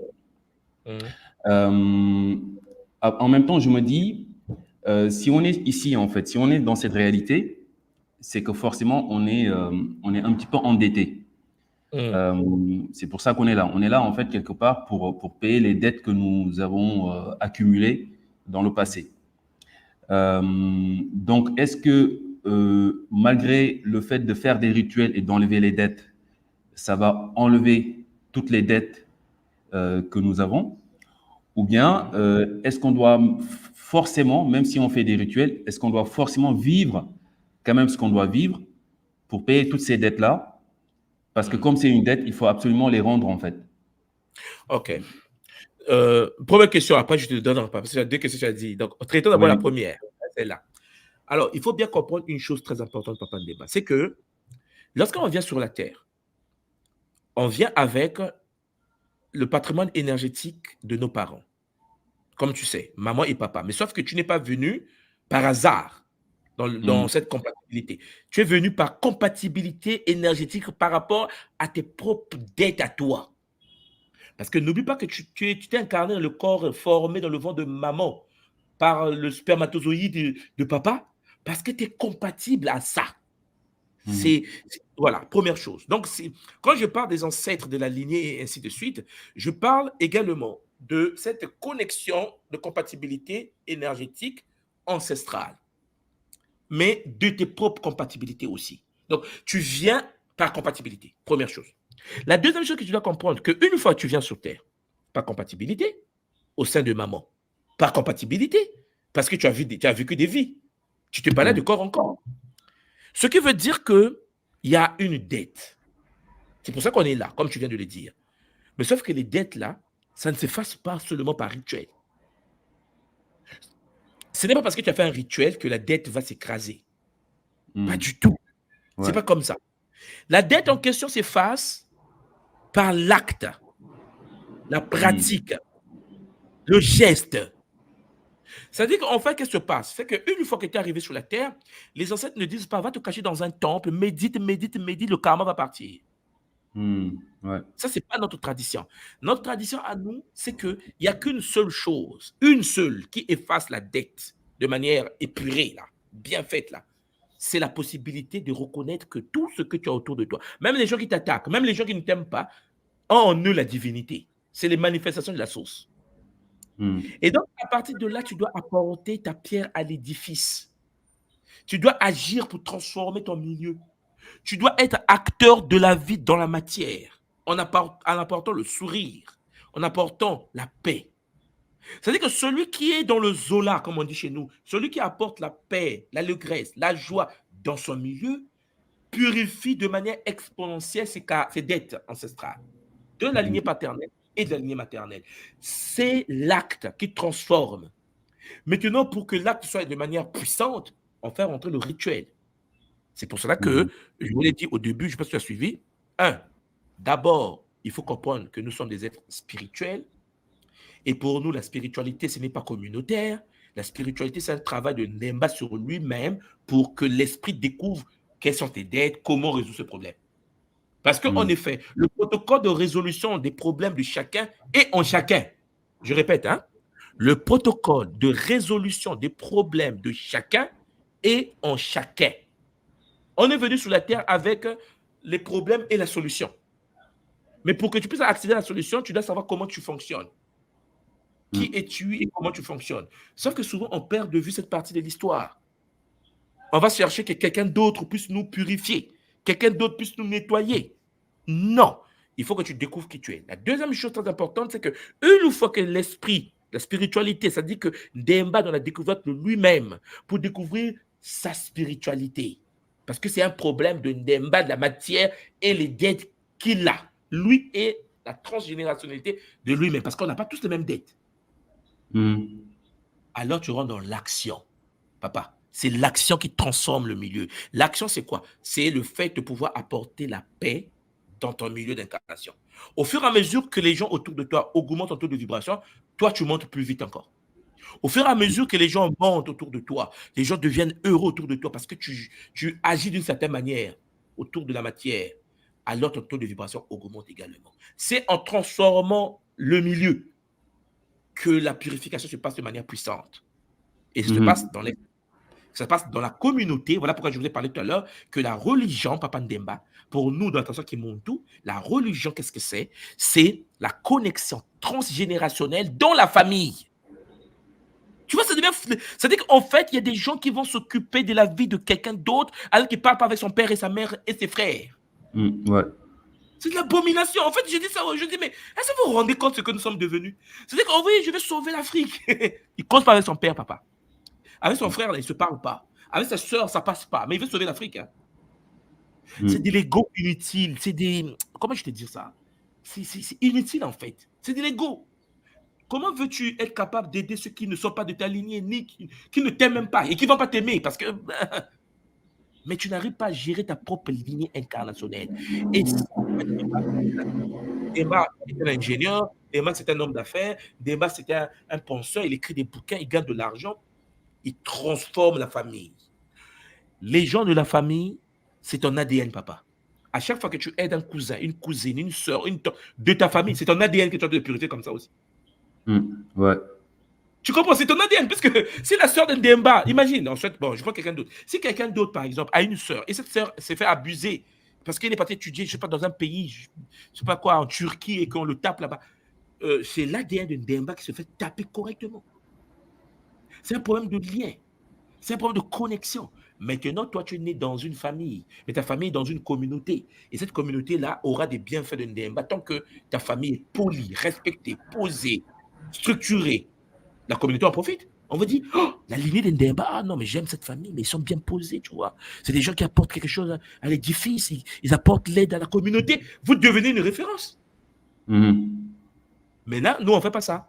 Nous, ce qu'on fait aujourd'hui, c'est quoi? C'est se mettre dans une position d'harcèlement, attaquer les autres, nuire aux autres, vouloir libérer les autres, changer les vies des autres. Et nous-mêmes, on ne s'en occupe pas, en fait.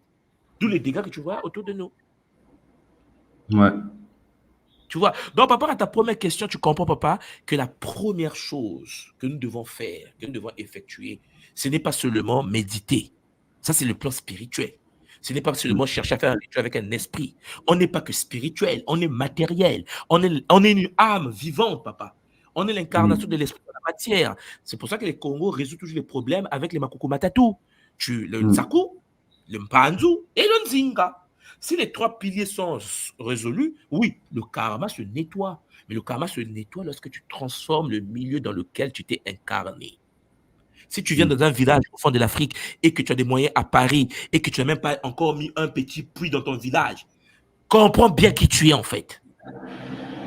Ouais. Si tu vis en Allemagne et que tu as un peu de moyens, tu gagnes 5 000, 6 000 euros par mois et que dans ton village, il n'y a aucun enfant qui a peut-être une petite bourse qui vient de toi, comprends bien qui tu es. C'est ce que j'essaie de dire. C'est la transformation, le fait que tu impactes, parce que tu es né sur la Terre, papa, on n'est pas sur Mars, impacte la matière par tes œuvres. Parce qu'on reconnaît un arbre par ses fruits, n'est-ce pas, papa? Exactement, ouais. Ah, quelqu'un, là, tout à l'heure, tu veux parler de la constante. Ah, Antouma, moi, j'aime bien ta constante. Papa, parce qu'on ne peut pas changer ça. Parce que je sais là où je vais, tu vois. C'est-à-dire que je sais, je suis sur une route, là. Et je fonce sur la route. Donc, quels que soient les machins à côté, à gauche, à droite, ça ne peut pas parce que ça ne m'intéresse pas. La purification spirituelle est quelque chose d'individuel. Je ne suis pas parfait. Et je le sais. J'ai des choses à résoudre pour moi-même d'abord. Et deuxièmement, j'ai ma famille. Et je le sais, il faut une religion de famille. Parce qu'il faut que je prenne mes soeurs, mes frères. Je dis, allez, vous tous, inclinez-vous devant l'ancêtre. Il y a un ancêtre. Nous avons quand même des grands-parents. L'ancêtre. Hein? Tout le monde, toute la lignée, tout le monde à genoux, l'ancêtre. C'est la lignée, la religion de la lignée. C'est pour ça que les autres te parlent de Dieu d'Abraham, d'Isaac et de Jacob. C'est leur lignée. Ils ont créé une lignée comme ça. Et nous, on va dire, oui, mais moi, je suis l'arbre qu'on a greffé. Parce qu'on ne veut pas faire sur nous-mêmes. Tu vois, on veut s'occuper des autres, toujours des autres. Et puis, il y a la tradition, comme tu sais, la communauté, l'impact que tu apportes au sein de ta communauté. Combien de personnes dans 1100 euros de ce que tu fais? Quelle est la paix que tu apportes aux autres? Parce que tu ne peux pas plaire à tout le monde. N'oublie pas ça. Tu ne peux pas plaire à tout le monde. Parce que dans les gens, il y a des ancêtres parfois avec lesquels tu as décapité. Il ne peut pas t'aimer. C'est des combats multidimensionnels. Donc, quand tu arrives sur la terre, il faut que tu saches que, bon, il y a 10 personnes. Si une seule ou deux personnes, Champagne, est d'accord et suivent et s'améliorent, Memba, Papa Ndemba, tu as réussi ta mission. Le but, ce n'est pas l'humanité. Chacun doit faire un travail sur lui-même. Et c'est ça le but de l'existence. Faire un Kisalo sur soi, dans sa famille et dans la communauté. Tu vois, je mets les étapes, hein, sur soi-même, dans la famille et dans la communauté. Mais si tu viens parler de la communauté et que tu n'arrives pas à gérer ton foyer, ah oui, je viens de divorcer, ah oui, je n'arrive pas à gérer mon mec, ah oui, mon enfant est impoli, et tu veux éduquer les enfants de qui en fait? Et ça, c'est quelque chose. Ah, il a chuté Papa Ndemba, je pense que c'est un problème de connexion. Ça, c'est quelque chose que nous devons comprendre. Papa Ndemba, tu nous reviens. Dès que la connexion va revenir, tourne à toi. On va avancer pendant que Papa Ndemba nous revient. Parce que moi, quand je n'ai pas la parole, quand on avec une soirée, c'est chaud. Mais vous devez comprendre ça. Vous avez tout en vous. Personne ne doit vous dire, ah oui, en fait, tu dépends de moi. Tu dépends de personne. OK, les pangues. Vous dépendez de la source. Tous les êtres humains sont incarnés pour une mission. C'est parce que les gens veulent qu'on dépende d'eux que il ne veut pas nous lâcher. Mpangishi Mbote.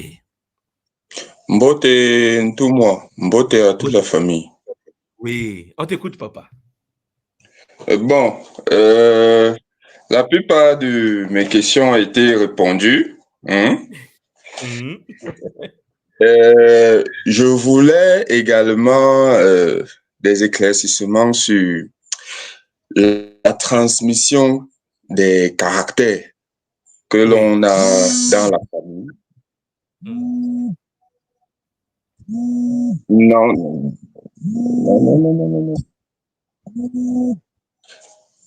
Oui, c'était un appel là. Oui, je disais les transmissions émotionnelles. Je suis au niveau des transmissions émotionnelles que les Bakoulou. Je suis au niveau des transmissions émotionnelles que les Bakoulou peuvent nous donner. Par exemple, j'ai un père, côté émotionnel, il a des émotions, plus ou moins négatives. Mais maintenant, je me rends compte que les mêmes émotions qu'il aimait, c'est aussi ça que je manifeste. Mais directement, hein, c'est pas lié côté, bon, je sais pas si c'est lié côté ancestral. Je voudrais savoir si, en travaillant, ça pourra le guérir aussi. Vous m'entendez? Oui, là c'est bon. Oui, Là, allô? oui. C'est-à-dire que tu penses que la question c'est que est-ce que si tu fais un travail sur toi, il y aura des répercussions sur ton père qui est aussi là, qui manifeste parfois les mêmes. Voilà. Bon, papa, il faut d'abord qu'on se comprenne d'abord. D'abord, il faut qu'on se comprenne. Ton patrimoine génétique actuel vient de papa. C'est ton père.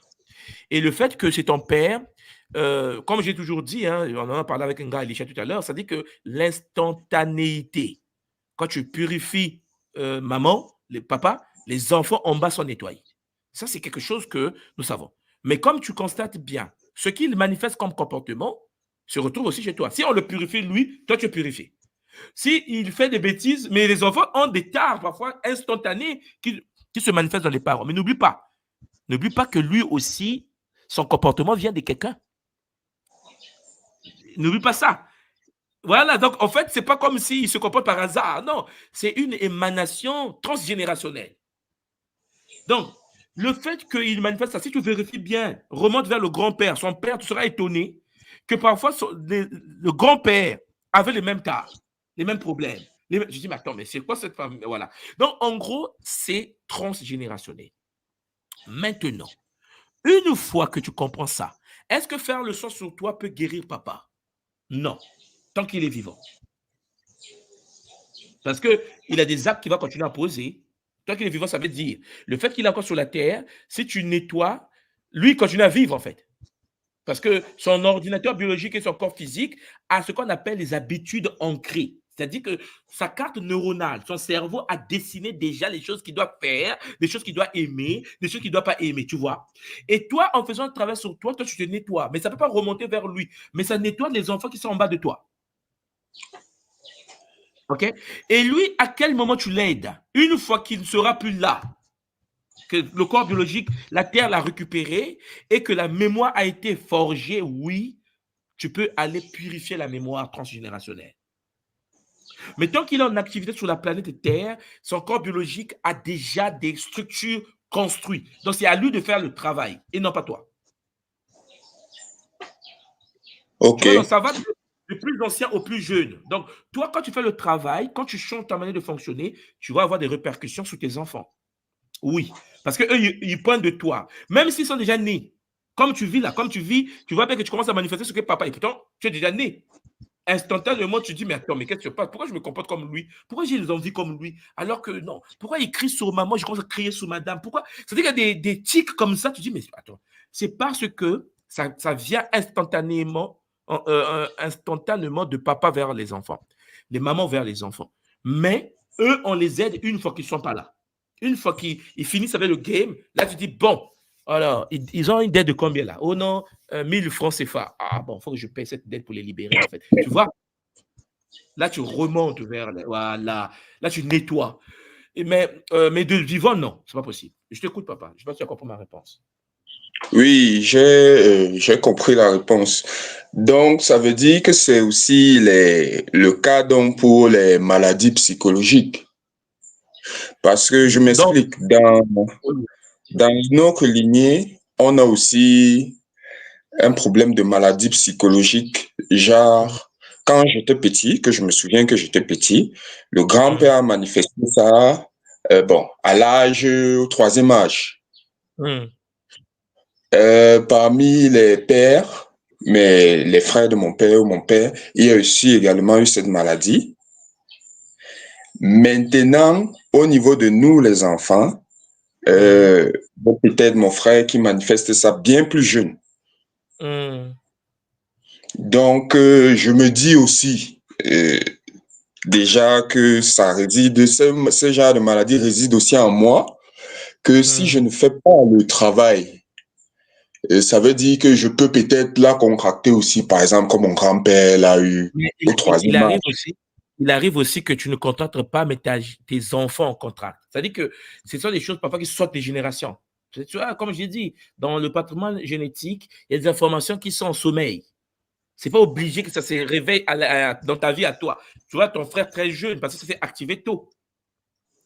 Mais pour l'autre, par exemple, pour les enfants, tes enfants, oui, il peut y avoir un enfant qui va activer ça. Tu vas dire, oh, c'est passé. Tel enfant a hérité de ça.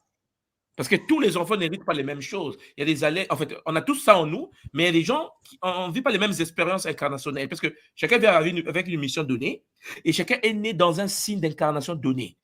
Dans une famille, il y a des gens qui sont nés signe de feu. Donc, le feu va agir sur ça différemment. Il y a des gens qui vont naître signe d'eau. Tu vois, il y a des gens qui vont naître signe de terre.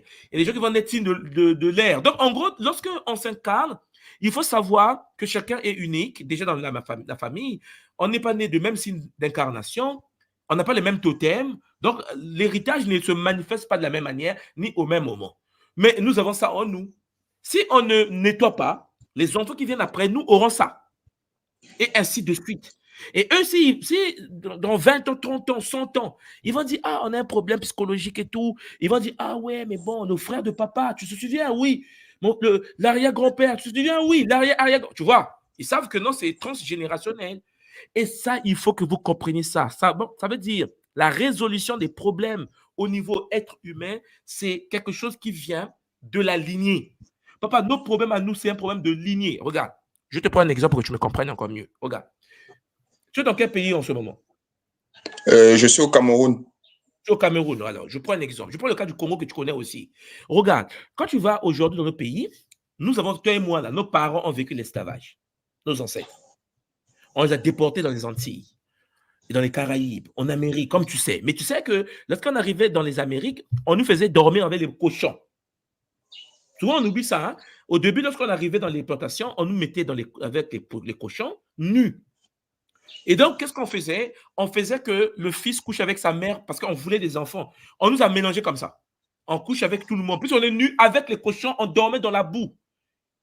Et de temps en temps, le papa venait violer la soeur, violer la maman, violer... Voilà. Et on a vécu dans la boue, en fait. Parce que beaucoup de gens nous pensent qu'on était dans les maisons. Non, les maisons venaient après. Même les habits, là, on nous a donné après. Au début, on était vraiment dans l'esclavage pur et dur, c'est au début de l'esclavage. Les animaux. Bon. Pourquoi je vous prends cet exemple-là? La mémoire transgénérationnelle, ceux qui ont vécu ça en Afrique et en Amérique, ceux qui ont vécu ces dégâts-là dans les Amériques, ont transmis l'information en Afrique. Vous avez dit, mais toi, de quoi tu parles? Je suis en train de parler, oui, de la transmission Champangui par des champs morphogénétiques de l'information. C'est-à-dire que l'information de le grand-père dans les plantations, dans les maisons des porcs, avec maman, papa, tout enfant, machin, dès que l'enfant vient au monde, on prend le bébé, on l'amène dans une autre plantation parce qu'on vend le bébé directement. Même quand la femme est enceinte, on attend déjà le bébé, ils vont attendre de $, on le vend déjà. Lorsque on a vécu ça dans les Amériques, les traumas là, ce trauma s'est transmis génétiquement par structure holographique dans ceux qui vivaient en Afrique. Vous avez dit, mais toi, de quoi tu parles? L'enfant qui vient en Afrique, qui n'a pas été dans les maisons des porcs, qui n'a pas vécu avec les cochons, qui n'a pas été violé, qui n'a pas été machin, va commencer à manifester un comportement identique à un esclave dans les plantations. Jusqu'à aujourd'hui, je vais vous montrer quelque chose. Quand tu arrives à Brazzaville, au Congo, quand tu arrives à Kinshasa, quand tu arrives au Cameroun, à Douala ou à Yaoundé, vous allez constater quelque chose, Papa Chine. Partout, il y a des poubelles. Partout, c'est sale. Partout, il y a des égouts. En fait, au pays, les gens disent, en fait, ils ne voient pas ça. C'est-à-dire, vous devez comprendre ce que je suis en train de vous dire. C'est génétique.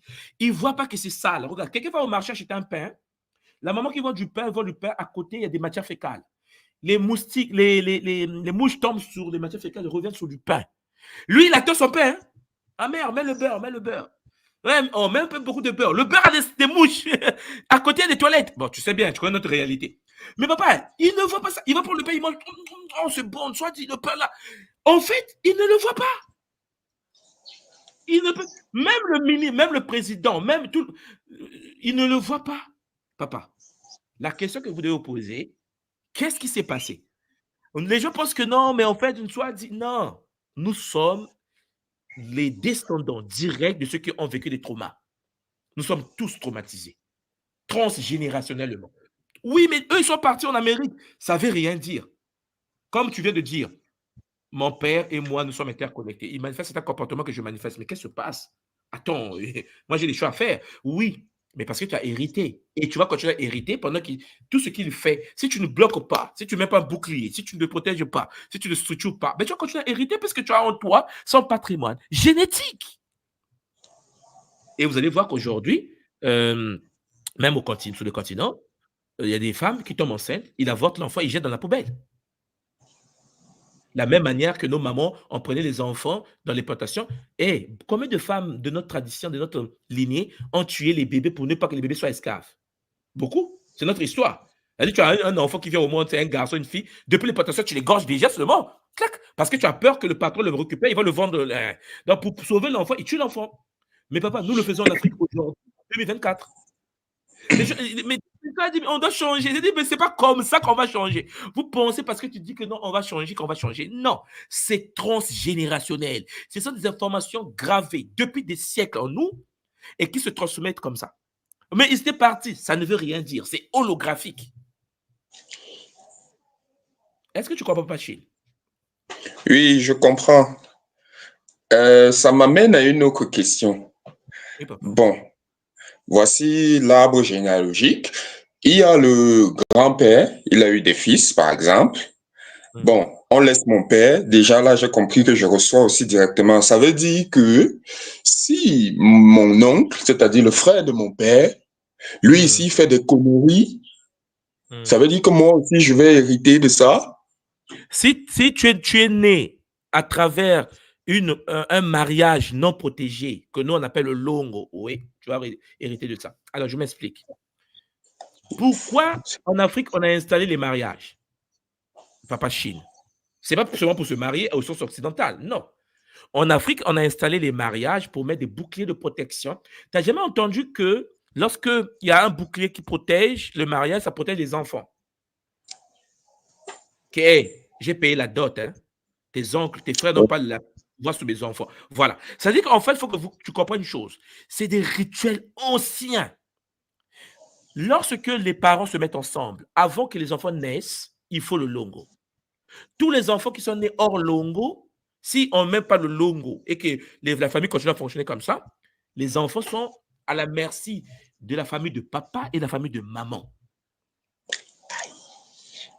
Et c'est pour cela qu'un oncle, mais ta question est intéressante, un oncle peut faire des bêtises, mais là, je ne te parle pas de l'oncle paternel. Là, je vais parler de l'oncle maternel. On appelle ça l'ADN mitochondrial. Hein, voilà. Oui. L'ADN mitochondrial se transmet de maman à ses filles et à ses filles. Ouais. Voilà. Donc, le frère de ta mère a le même patrimoine mitochondrial. Donc, ce qui veut dire l'information génétique qu'on retrouve dans ta mère, on le retrouve dans son frère. C'est pour cela que l'oncle a un pouvoir dans nos traditions. Comme tu sais toi-même, l'oncle a un pouvoir. L'oncle représente ta maman. Voilà. Donc, en gros, s'il fait des bêtises, papa, génétiquement transmissibles dans ses enfants et dans toi, le neveu, alors que ce n'est pas ton père. Et pour éviter ça, papa, qu'est-ce qui se passe? Si les parents n'ont pas fait le longo et les parents ne sont pas mariés, qu'est-ce qui va se passer? Il faut que toi-même, tu deviens conscient de l'autoprotection. Pourquoi à l'école qui montre toujours pas tous les jours de l'autoprotection, l'auto-machin? Parce que, papa, il faut que tu prennes conscience de se protéger soi-même. Il ne faut pas que tu penses qu'en fait, oui, mon oncle, si l'oncle fait des bêtises, t'es mort. Ça tombe sur toi. C'est la dette de la lignée.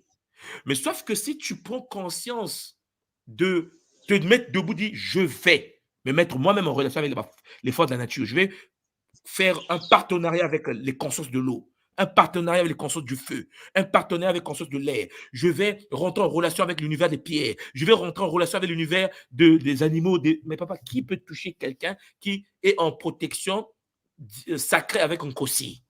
Personne. Tu vois, tu as un nouveau bouclier qui s'installe en toi. Là, tu protèges toi-même et ta descendance. Oui. Et c'est là où le Kimuntu se positionne. Voilà pourquoi je vous dis souvent, nous devons arriver à protéger nos enfants. Mais il faut être conscient que lorsque tu es dans une famille, il y a une transmission informationnelle dans la famille. Et ainsi de suite. Maintenant, de papa Chine, je vais donner la parole aux autres. J'espère que c'est clair. Matondo à toi. Matondo à Mingi. Mpangi Roméo Mbote. Mbote, papa, tout moi. Mbote, papa. Comment vous allez? Oui, ça va bien. Et toi, comment tu vas, papa? Ah, on peut dire ça va, papa, tout moi, ça va. Alors, est-ce que tu as eu accès aux trilogies, la conférence sur les Bakoulou déjà? Bon, pas encore en fait, pas encore. Pour vous dire la vérité, je n'ai pas encore eu à avoir accès à cela. Bon, mais oui. C'est pour bientôt. C'est pour bientôt. Oui, c'est ça là. C'est ça, les trois là, oui. Bakoulou 1, Bakoulou 2, Bakoulou 3. Ça va faire beaucoup de bien. Quand tu auras le temps, prenez Bakoulou, écoutez bien, apprenez. Parce que là, je survole, mais là-bas, bon, j'ai pris tout mon temps et ça va vous aider à vraiment comprendre les enjeux. D'accord, ok. Bon, quand vous parlez même d'enjeux là comme ça, en fait, ma question était située toujours sur la connaissance de soi. Oui, papa. Sur la connaissance de soi, quand vous avez eu à parler tout à l'heure par rapport à se connaître, bon, c'était de savoir si, est-ce que se connaître, c'est être réellement en connexion directe avec ses guides et ses ancêtres, ou bien ça se limite simplement, et bien il y a encore une autre dimension de connaissance de soi. J'ai une question à te poser. Si on te dit de choisir entre 3 pays, le Canada, là tu es dans quel pays déjà? Ici au Cameroun. Au pays, bon. Le Canada, on te dit, écoute, Roméo, tu dois voyager. Mais tu as le Canada, tu as la France et l'Allemagne. Tu as choisi lequel? C'est parti. Pourquoi tu réfléchis? Tu choisis lequel? Non, c'est que je veux partir au Canada. Pourquoi? En fait, c'est vrai que l'Allemagne, c'est un pays qui m'intéresse beaucoup. Mais pourquoi le pays qui t'intéresse, tu vas aller au Canada? Pardon? Pourquoi le pays qui t'intéresse beaucoup, l'Allemagne, tu ne vas pas là-bas, tu choisis le Canada? Pourquoi? Deuxième question. Je te pose deuxième question. Si tu as 2 femmes devant toi que tu aimes bien, une femme qui est grande, une femme qui est courte, laquelle tu vas choisir? Les deux que j'aime bien. Ah oui, Mais c'est... les deux aussi t'aiment bien. Mais tu dois choisir, papa. Une est vraiment courte, une est vraiment grande. Tu choisis laquelle? Papa, je vais choisir celle qui me donne de l'amour, non? Non, non, non. J'ai parlé de taille, là. Les deux te donnent l'amour. 100%, 100%. Tu choisis laquelle? 100%, 100%. Oui, papa. C'est difficile, hein? Oh, tu sais quoi, papa, Roméo? Ce que je viens de te faire là, ce que je viens de faire avec toi, c'est la preuve même que la connaissance de soi ne doit pas se limiter qu'au monde spirituel. Écoute-moi bien, papa. La connaissance de soi, tu dois savoir qu'est-ce que tu aimes, qu'est-ce que tu veux, qu'est-ce que tu désires. Mais je ne te parle même pas de spiritualité là encore. Je te parle, on te dit France, Canada, Allemagne. Tu sais ce que tu veux. Pourquoi tu le veux? Parce que tu as déjà pensé dessus. Tu sais quelles sont tes aptitudes, pourquoi tu as tel pays à choisir. Pourquoi la fille courte, pourquoi la fille grande? Tu sais. En fait, ce que j'essaie de te dire, c'est quoi? La connaissance de soi ne se limite pas à la spiritualité, aux esprits, aux entités. La connaissance de soi, c'est entre le chaud et le froid, tu aimes quoi? Entre le rouge et le bleu, tu aimes quelle couleur? Entre faire la fête la nuit, faire la fête le jour, tu aimes quoi? Entre vivre à Douala ou à Yaoundé, tu peux faire quoi? C'est ça en fait. Un boulot où tu travailles la nuit, on te donne 1 million de francs CFA. Et un boulot où tu travailles que 2 heures, on te donne par exemple 500 000 francs CFA. Tu choisis lequel?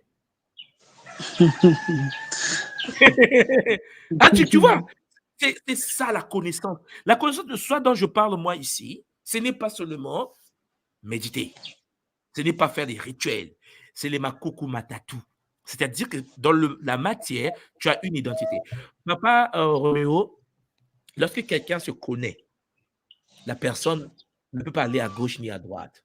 La personne ne peut pas être manipulée. Vous savez, notre peuple est très manipulable, notre peuple souffre beaucoup, notre peuple, ils écoutent des gens parler, ils prennent des décisions parfois qui n'ont ni tête ni queue, ils sont en l'auto-sabotage parce qu'ils ne se connaissent pas. Parce que quand tu te connais, quelqu'un peut venir te dire des choses, il te montre même des preuves, des photos. Tu n'es pas là-bas. Tu sais ce que tu es. Tu sais ce que tu veux. Tu dis, écoute, papa, écoute, libère mon chemin, moi je sais là où je vais. Parce qu'il y aura toujours des gens qui vont mal parler. Regarde, il y a des gens qui vont te donner des arguments. Je sais pas si tu as constaté, sur Internet, ensuite, depuis un certain temps, le débat sur le Canada, je sais pas si tu as suivi ça, c'est passé au Cameroun. Hein, oui, le débat, oui, on parle au Canada. Tu as suivi ça dans le débat. Mais il y aura des gens aussi qui vont critiquer la France, non? Il y aura des gens aussi qui vont critiquer l'Allemagne. Ça veut dire que les critiques, c'est une obligation. Il y a des gens qui sont tordus naturellement, génétiquement. Ce qui veut dire, tout le monde va te donner des avantages et des inconvénients de quelque chose. Ce qui est important, c'est toi, papa Roméo, qu'est-ce que tu aimes? Parce que tu as une identité. Toutes les personnes qui sont à gauche, à droite, qui prennent des décisions, l'auto-sabotage, malgré les choses qu'ils ont vécues eux-mêmes, c'est parce qu'ils n'ont pas d'identité. Parce que quelqu'un n'a pas d'identité, la personne est manipulable. La personne est faible d'esprit parce qu'il n'a pas d'identité. Il ne sait pas entre le chaud et le froid. Regarde, je t'ai dit entre une femme courte et une femme grande. Tu vois, tu dis, parce que c'est normal, parce que tu n'as jamais pensé dessus. En fait, tu ne te connais pas, Roméo. Tu ne sais pas qu'est-ce que tu veux. Je t'ai bien dit, on te donne un boulot de 1 million de francs CFA, travailler toute la journée jusqu'à minuit, et on te donne un boulot où tu te fais 4 heures, et on te donne que 100 000 francs CFA. Tu prends lequel? Tu vois? Car c'est 100 000 francs. Car c'est 100 000 francs. Bon, papa, tout moi. Papa, tout moi. Oui, papa, tout moi. Il y a une chose au niveau de l'identité, c'est que quoi? Pour moi, lorsque je regarde les choses, pour moi, la question n'est pas de... Au niveau du choix, tout le monde peut choisir, il n'y a pas de souci. Tout le monde peut dire que je me connais, mais il choisit, dit que je prends la grande, je prends la courte. Mais maintenant, moi, je choisis en fonction des paramètres et des critères bien bons. Peut-être que la courte et la longue peuvent faire partie d'un grand paramètre que j'ai créé dans ma tête. Que maintenant, il y a des sous-paramètres maintenant qu'à l'intérieur, je veux mettre la courte et la grande pour voir maintenant dans quels sous-paramètres peuvent correspondre pour que je puisse maintenant identifier entre les deux qu'est-ce que je vais choisir. Papa Roméo, bon, en fait, on ne peut pas me donner une seule fois. En fait, j'ai des critères, papa, tout le monde. En fait, au niveau de l'identification personnelle, oui. Attends. Ce que tu viens de dire là, c'est très intéressant. C'est ce que je suis en train de dire. Là, on a parlé de la connaissance de soi, n'est-ce pas? Oui. Les sous-critères dont je parle là, des variables données, le comportement, l'agissement, la propriété. Effectivement. Voilà. Mais chacun de nous doit définir ce que tu en veux. Moi, ce que j'aime, c'est pas ce que tu aimes. Toi, tu aimes autre chose. Moi, j'aime autre chose. Donc, en gros, nous ne sommes pas tous pareils. Donc, en gros, il faut savoir qu'est-ce que toi, tu aimes et non pas ce que l'autre aime. Ce que toi tu aimes. Et là, tu vas prendre tes décisions par rapport à tes sous-critères, par rapport aux sous-sous-critères. C'est normal, papa. C'est normal. Voilà, papa, tout moi. Il y a une chose, c'est que avec l'homme, c'est que, en fait, j'ai eu à identifier une chose, c'est que lorsque je reste et puis je regarde quelqu'un, par exemple, lorsque je regarde quelqu'un, la personne est en train de me parler physiquement, lorsqu'elle me parle, je sais que dans ses paroles, elle me manque dans beaucoup de choses, par exemple. Est-ce que vous me suivez un peu? Mais bon, j'ai un autre côté de moi qui dit que bon, en tout cas, malgré que tu m'en Roméo, laisse, il n'y a pas de souci, Zola, fais avec. Je veux un peu voir si c'est qu'avec le temps, la personne peut se modifier, peut se transformer, peut avoir une autre vision. Mais c'est vrai, bon, je vois, la personne peut changer, mais ce n'est pas instantanément, mais pas progressivement, mais pas totalement. Je veux dire ça, pas totalement, je veux dire, mais progressivement. Oui, mais progressivement. Mais est-ce que maintenant, dans ma tête, je veux dire que, ok, si la personne là maintenant a la capacité de changer déjà, même si c'est progressivement, petit soit peu, est-ce qu'elle est vraiment mauvaise? Donc, il y a tellement de questions comme ça dont je me pose. Donc, c'est bizarre. Non, maintenant, papa Roméo, pour résoudre tout cela, il faut seulement que tu puisses avoir d'abord un programme prédéfini de ce que tu aimes, qui es-tu, les grandes lignes de ta vie, tu vois, les bases. Tu dois savoir que ça, par exemple, dans le niveau, nous, par exemple, si tu poses une question à quelqu'un de Kimuntu, tu lui dis, bon, entre une femme grande et une femme courte, les deux sont bien, les autres, ils sont toutes belles et tout, qui tu vas choisir? La première question que nous, on pose, c'est, ils sont de quel totem? Tu vois, avant même de parler d'autre chose. Parce que quelqu'un peut avoir aussi un bon comportement, mais on a une incompatibilité totémique. Donc, en fait, il faut que les nôtres puissent construire une identité. Il faut construire quelque chose dans la personnalité, ce que j'aime, ce que j'aime pas. Et quand ça se produit, je prends une décision radicale. Je ne peux pas négocier. Il y a des choses comme ça. Il y a des choses où je dis, ah là, non, là, je négocie. Parce que tu te connais. Tu connais tes failles. Tu connais ce que tu es. Mais avant même de parler aux esprits, parce qu'une personne qui se rapproche du monde des esprits, papa Roméo, et qui ne se connaît pas lui-même va faire beaucoup d'erreurs. Parce que le monde des esprits, c'est un monde très dangereux. Parce qu'un esprit peut être démoniaque, il prend la forme d'un agneau, comme tu sais. Effectivement. Ah, mais là, si tu n'as pas d'identité, tu ne sais pas qui tu veux, qu'est-ce que tu veux, l'esprit peut te manipuler. Un esprit peut se présenter comme étant ton ancêtre. Un esprit démoniaque est capable de venir être gentil. Oui, je vais t'aider, je suis ton guide. Les 2 premières années, il te guide vraiment. Tu deviens même riche. Alors que c'est un esprit démoniaque. La 3e année, il finit tes enfants. Lui, il joue sur le long terme. Donc, en gros, il faut comprendre que pour rentrer dans le monde des esprits, il faut savoir d'abord qui tu es réellement. Il faut accepter ses blessures. Il faut savoir que nous avons tous des problèmes, mais c'est transgénérationnel. Quels sont les problèmes de la famille? Il faut bosser sur des problèmes identitaires de la lignée. Il faut couper des liens, comme on dit aujourd'hui, avant de pouvoir se lancer dans l'univers des êtres qu'on ne voit pas. Mais aujourd'hui, la mode, c'est quoi? Tout le monde rentre en spiritualité en pensant qu'en spiritualité, ils auront de la sécurité. Et pourtant, je répète bien que la spiritualité est dangereuse. Je le dis tous les jours et pourtant. Il faut d'abord se connaître soi-même. Pour se connaître soi-même, ça se passe avec la communauté, la lignée, la famille. Parce que lorsque tu résous les problèmes dans ta famille, tu te libères des chaînes. Tu deviens plus puissant. Lorsque tu augmentes le taux de vibration de ta famille, tu te guéris. Parce que c'est un patrimoine génétique. La résolution des problèmes dans la famille te permet, toi, d'avoir une conscience évoluée. Le monde des esprits est un monde très complexe que celui qui n'a pas des yeux pour rentrer à l'intérieur, mais toi, tu connais beaucoup de notre cours nus dans la rue, dans nos pays. Effectivement, oui. Ah oui, on dit oui, il a touché à quelque chose de pas bien, mais c'est pour cela que je dis aux gens, préparez-vous. La spiritualité, c'est un problème de soi, pour soi, par soi. Et les gens s'énervent. On doit dire que non, la spiritualité, c'est un problème de soi. Mais si tu ne te connais pas, si tu n'as pas d'identité, si tu crois à ce que les autres disent seulement, tu te mets en danger. Tu es manipulable. Papa, mais qui va te sauver? Personne. Voilà. Voilà pourquoi, Papa Roméo, la première chose, la connaissance de soi, là, je parle là, c'est d'abord, tu te poses à la maison. Tu prends une liste de feuilles, tu dis, bon, le ndolé et les bananes plantées là, est-ce que je préfère le ndolé avec les bananes plantées ou les ndolé avec du riz? Non, mais je vous assure. Si tu Oui, fais pas ça, effectivement. tout le monde aussi, parce qu'un jour, tu vas faire un débat avec les amis. Tu vas dire, hey, toi là, entre le ndolé, les bananes plantées, les ndolé et le riz, tu choisis quoi? Mais Papa Roméo, tu vas te rendre compte que les gens ne se connaissent pas en fait. Il va dire, oh, les deux. J'ai dit, je vais choisir. Et là, il dit, oh, mais moi, je sais pas. Moi, j'aime les deux. Hein. Et en fait, tu vois, tu dis, mais purée, quoi. En fait, tu n'as pas d'identité. Hein. Qu'est-ce que tu aimes? Est-ce que tu es de gauche ou de droite, comme on dit? Est-ce que tu aimes la politique actuelle du pays ou bien non? Il y a des gens qui font de la politique dans nos pays parce qu'il y a l'argent, Papa Roméo. Parce qu'ils n'ont pas Effectivement. d'identité. Dès qu'il a le pouvoir, mais toi, tu connais, hein, dès qu'il a le pouvoir, il avait dit, ah oui, le jour que je serai ministre, Ça. il y aura plus de coupure de courant. Lorsqu'il est au pouvoir, le coupure de courant soit 1000. Oh, on dit, c'est pas la personne qui disait qu'il va changer les choses. C'est pas lui qu'on a nommé ministre des hydrocarbures ou bien de SN, la Société nationale d'électricité, oui. Mais pourquoi des coupures? Parce qu'en fait, il n'a pas d'identité. Il est arrivé là, il ne sait pas quoi faire en fait. Il est là, on dit bon, touche ça, il touche ça, touche ça, tu touches ça, tout ça. Il a oublié pourquoi il est là. Parce qu'il n'a jamais été préparé à être là. Attends de toi, papa. Je vais donner la parole aux Ok. autres. D'accord, ok. Zola, papa. Alors, Champagny, on était avec un Pangui Roméo, on a Pangui Ndemba qui est revenu, un Pangui Christian, un Pangui Olivier. Pangui Ndemba Beauté.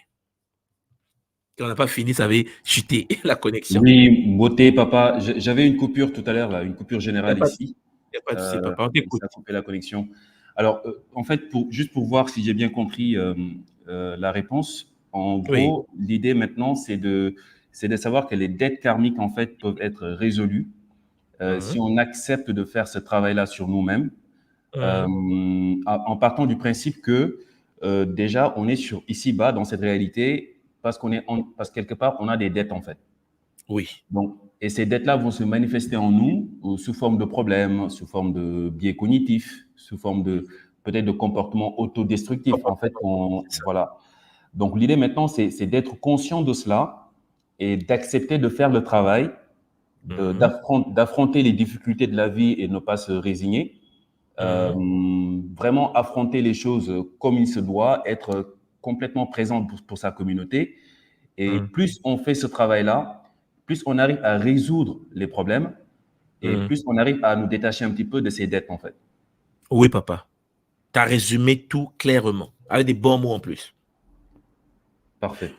Parce que Papa Ndemba, sérieusement, si une personne n'arrive pas à stabiliser son couple, comment veux-tu qu'il stabilise la communauté? Hein, tu comprends? Hein? C'est-à-dire que si quelqu'un n'arrive pas à gérer le microcosme, comment veux-tu qu'il gère le macrocosme?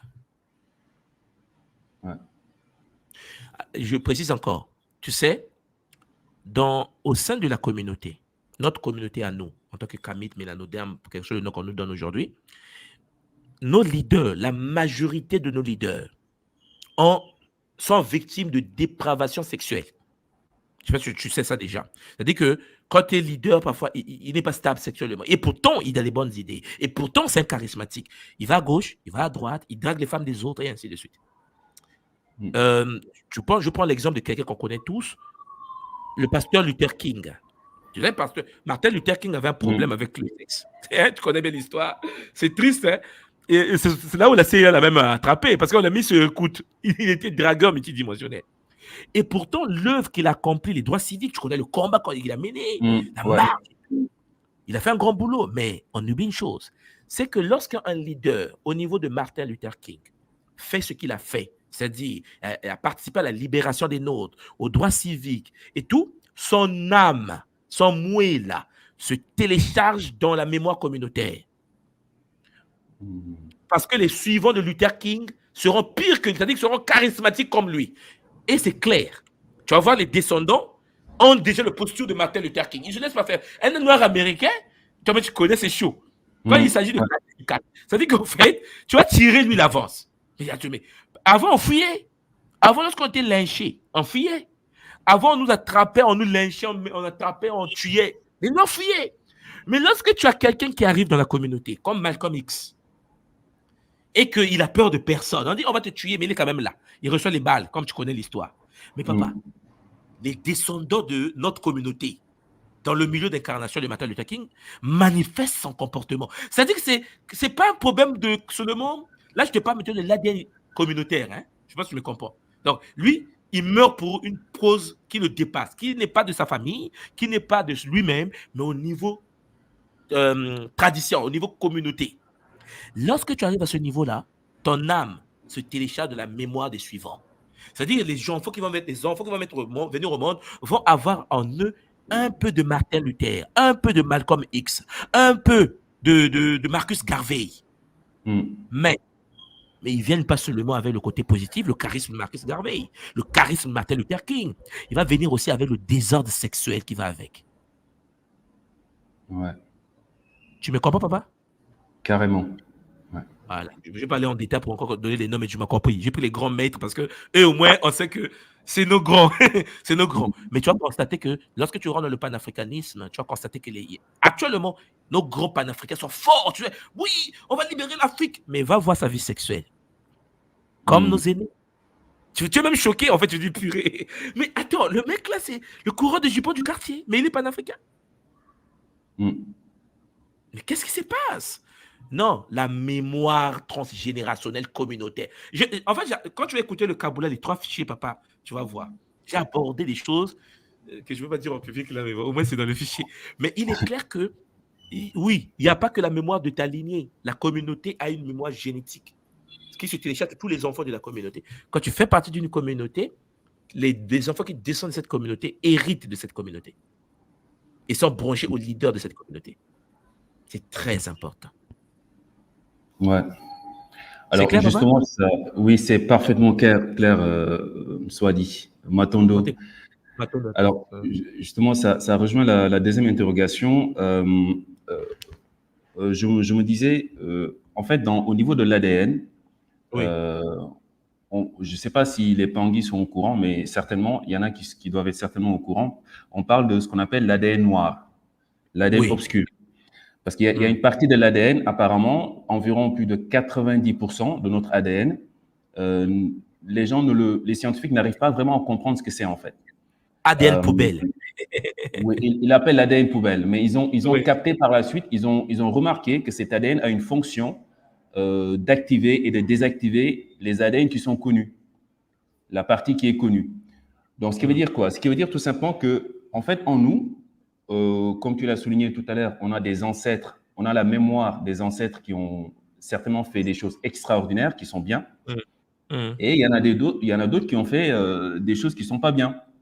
Donc maintenant, l'idée ici, en fonction des choix, que nous allons prendre ici, on va pouvoir activer ou désactiver certaines mémoires. Donc, ça rejoint un petit peu à ce que tu disais tout à l'heure et j'aimerais vraiment avoir ton avis là-dessus. Est-ce que pour justement activer ces mémoires-là, les choix que nous allons faire en fonction des valeurs que nous allons prendre vont quelque part activer certains ancêtres en nous et on se retrouve par exemple à faire des comportements qu'on ne maîtrise même plus, comme on parlait tout à l'heure de désordre sexuel, des gens qui ont des comportements compulsifs qu'ils n'arrivent pas à maîtriser. Et de l'autre côté aussi, on peut éventuellement activer des mémoires qui font que, par exemple, si on est quelqu'un de tenace, quelqu'un qui tient le coup, quelqu'un qui est courageux, à force de faire des choix qui sont liés à ces valeurs-là de courage, de ténacité, etc., arrivé à un certain moment, on devient comme ça, en fait. On ne peut plus faire autrement. Oui, parce que, en fait, Papa Ndemba, lorsque un ancêtre s'active, une mémoire, je vais dire, s'active, un ancêtre, mémoire transgénérationnelle s'active en toi, et que tu te comportes maintenant comme cette mémoire te guide, le cerveau ne fait pas la différence entre le bien et le mal. Le cerveau ne fait pas la différence entre ce qui existe et ce qui n'existe pas. Le cerveau, lui, quand tu lui donnes l'information, il le conçoit au premier degré. Écoutez-moi bien. Ça veut dire que si tu te comportes d'une certaine manière, tes neurones vont obéir à ce que tu es en train de faire. Il y aura une nouvelle cartographie neuronale. Et donc, ils vont prendre le contrôle. Et même lorsque tu n'es pas en train de vouloir se comporter de cette manière, ton cerveau va te téléguider pour que tu te comportes de cette manière. Parce qu'ils ont reçu l'information que tu voulais te comporter de cette manière. Donc, pour changer, il faut déprogrammer. Et c'est dur, Papa Demba. C'est très dur, la déprogrammation. Il y a une conférence que j'ai au niveau de l'école, que je vais vous lancer une série de conférences sur la neuromélanine, NDOMBI. Le fait que, toi et moi là, nous sommes dotés de cette neuromélanine cosmique. Tu sais, la partie du dark là, le dark joke ADN là, DNA. Cette partie, voilà, cette partie poubelle là, de notre ADN est gérée par une énergie. Et cette énergie là, c'est ce que nous constitue. C'est-à-dire que c'est pour cela que pour reprogrammer l'être humain, il faut accéder à la partie non codée, parce que c'est non codant de notre patrimoine. La transe que tu vois que nous avons, oui, nous sommes en transe, c'est le lien entre le Muntu et la partie sombre de ton ADN. Ça permet la reprogrammation. C'est pour ça que j'ai toujours dit, en fait, nous, il n'y a pas de fatalité, en fait. Il n'y a pas de fatalité. C'est pour ça que tu vois que les gens te disent, oui, mais moi, lorsque je suis arrivé à Kimuntu, je fumais. Mais en fait, je ne fume plus. Les gens me disent, mais attends, lui, elle a cherché à arrêter de fumer pendant des années. Elle n'a pas pu. Mais comment se fait-il qu'en peu de temps, en moins d'une année, Kimuntu, elle a arrêté? Parce qu'en fait, le secret, c'est le code de la partie non codée. La partie non codée, là, la bouillie, là, l'énergie qui est là-bas, là, c'est ça qui permet la transmutation de l'être humain. C'est ce que j'appelle, moi, la flamme noire. Quand tu entends, on parle de la flamme noire à l'école Kimuntu, la partie non codant de l'ADN. Maintenant, l'impact, papa. Il y a des gens dans le monde qui ont pour but de détruire le Muntu, quelle que soit la couleur de peau, quelles soient les origines, quelle que soit la classe sociale. Et c'est une réalité. On était esclaves, pas nous seulement. En Asie, il y a eu l'esclavage. En Europe, il y a eu l'esclavage. Le monde est fait des esprits dangereux qui partent de corps en corps pour détruire les œuvres de paix, d'amour et d'expansion. Nous devons le savoir. Une fois que tu le sais, comme je disais tout à l'heure en Pangui Roméo, il faut maintenant dégager ce qu'on appelle de l'identité. Papa, l'identité, la connexion avec tes différents plans d'existence. Parce que ton esprit vient de quelque part. Mais ton esprit, Papa Ndemba, avant de rentrer dans ton corps biologique, traverse des couches d'existence. Et dans chaque couche, il y a une fonction.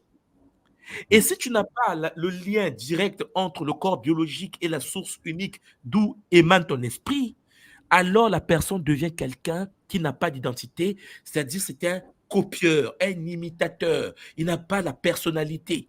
Et donc, il est manipulable. Et là, c'est dangereux. Et la majorité, beaucoup de gens au sein de notre communauté, que ce soit en Afrique ou dans la diaspora, beaucoup d'Mpangui n'ont pas d'identité. Ils veulent devenir occidental. Point final. Tu veux quoi? Ah oui, mais je veux des routes. Je veux des routes comme à New York. Mais ceux qui savent ce qui se passe, même à New York, il y a des gens qui luttent parce qu'ils ont détruit l'environnement. Les routes de béton armé sur terre, ça détruit la terre. Celui qui n'a pas d'identité va vouloir avoir ça. Eh, Papa Demba, moi je suis au Japon. À Tokyo, il y a des suicides collectifs.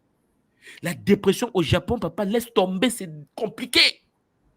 Mais il y aura des gens qui vont dire, ouais, on veut que le Gabon devienne, le Sénégal devienne comme le Japon. Mais tu n'as aucune idée du nombre de morts par heure à Tokyo. Parce qu'ils travaillent trop. Parce qu'ils parlent de vie sexuelle. Eh, papa, c'est le seul pays où le sexe ne se pratique plus. Ici, on fait l'amour aux poupées, s'il te plaît. Ouais. Tu comprends? C'est-à-dire qu'on aime des choses qui dépassent l'entendement. Mais pourquoi on est comme ça? Parce qu'on n'a pas d'identité. Beaucoup de Mpangui, beaucoup de gens ne savent pas qu'est-ce qu'ils veulent, qu'est-ce qu'ils ne veulent pas, Papa Ndemba. La chose à faire, c'est d'abord se poser et se dire, je ne dépends de personne, ni de Nswadi, ni de l'école Kimuntu. Je suis un être divin, incarné pour manifester la divinité au sein de la matière. Et pourtant, tu vois, là, je vais te parler, je suis clair là. Je ne dépends ni de Nswadi, ni de l'école Kimuntu. C'est clair et net. Les êtres humains doivent découvrir leur potentialité. Qu'est-ce que nous faisons à l'école? C'est d'accéder aux outils. Outils. Pour te permettre toi-même de faire le kisalou sur toi-même pour l'éveil des consciences. Sinon, tu seras manipulé. C'est pour ça que toi-même, tu sais, quand les gens arrivent à l'école Kimuntu, le premier cours, parfois les gens ne se rendent pas compte de ça, hein, le premier cours de l'école Kimuntu, lorsqu'ils arrivent à l'école Kimuntu, c'est le Bumuntu. Avec l'esprit critique, ouais. Regarde bien, j'ai commencé par ça. C'est-à-dire que l'école, là, les gens... Le monde est compliqué. Hein? C'est-à-dire que le premier cours, dès qu'on arrive à l'école Kimuntu, premier cours de l'école, c'est l'esprit critique, le Bumuntu. Pose des questions, réfléchis, cogite. Mais malgré ça, parce que je sais que les gens ne lisent pas. Tu sais que lorsque j'ai mis la méthode de le Bumuntu sur le campus, que tu connais bien là, le campus école-kimuntu.com, Oui. tu sais le nombre de personnes qui se connectent, on les voit. Hein? Tu sais que quand tu ouvres le fichier de Bumuntu en ligne, nous, on a une notification. Là, je connais le nombre de personnes dans le campus qui lisent le Bumuntu ou pas. Le campus a été conçu. Quand tu scrolles sur le Bumuntu, tu as fait 2 pages. Je sais que Papa Ndemba a ouvert le Bumuntu hier à 10h, il a ouvert que 2 pages. Mais avec un tel peuple, papa qui ne veut pas étudier, on fait comment? Puisqu'il faut développer l'esprit critique. On a mis le Bumuntu pour ça. Une école qui dit aux gens, soyez libres. L'esprit critique est la base de toute chose. Ne dépendez pas de quelque chose d'autre. L'invisible est complexe parce que si tu ne fais pas attention, tu vas te faire manipuler dans l'invisible. Ouais. Malgré ça, tu vas constater qu'il y a des Mpangi qui veulent être religieux. C'est-à-dire, ils disent, oui, il doit s'occuper de moi. J'ai dit, mais attends, tu as lu Bumuntu. En fait, tu sais là où tu as mis les pieds? C'est l'autonomie. Kimuntu, c'est l'autonomie. De soi par soi pour la communauté. Chacun a sa place. Mais non. Voilà pourquoi tu vas voir, on va penser que comme si je gardais les gens à l'école. Alors que regarde comment je parle. Hein? Et pourtant, je parle beaucoup, Papa Ndemba. Je répète. En fait, il y a des moments où je suis assis, j'ai dit, purée mon peuple. J'ai dit, Obakolo, mais c'est pas possible. C'est quoi ce peuple? Heureusement, il y a des gens posés. Tout le monde n'est pas détruit. Il y a des gens qui se posent et disent, non. Il a dit le Bumuntu. Je répète ça, le Bumuntu. Cours numéro 1 de l'école Kimuntu. L'esprit critique. Mais je comprends bien qu'il y a des gens, même quand ils entendent l'esprit critique, ils ne comprennent pas que c'est l'esprit critique. Ils ne savent même pas ce que c'est et pourtant c'est écrit. Mais même quand ils lisent, est-ce que l'ancêtre en eux leur permet de cerner ce qu'ils écoutent, ce qu'ils lisent? Ouais. C'est ça le dilemme que nous avons aujourd'hui. Mais ce qui est bien, c'est que les Mpangi prennent conscience, on devient de plus en plus nombreux, je pense que tu as constaté, Papa Ndemba. Et ça fait du bien de voir qu'il y a une prise de conscience. Regarde, tout à l'heure, on a parlé avec 2 Mpangi du Cameroun, ils sont sur le continent. Même sur le continent, les gens comprennent que le Kimuntu nous permet d'être autonomes. À pratiquer sa takia, seul. Voilà.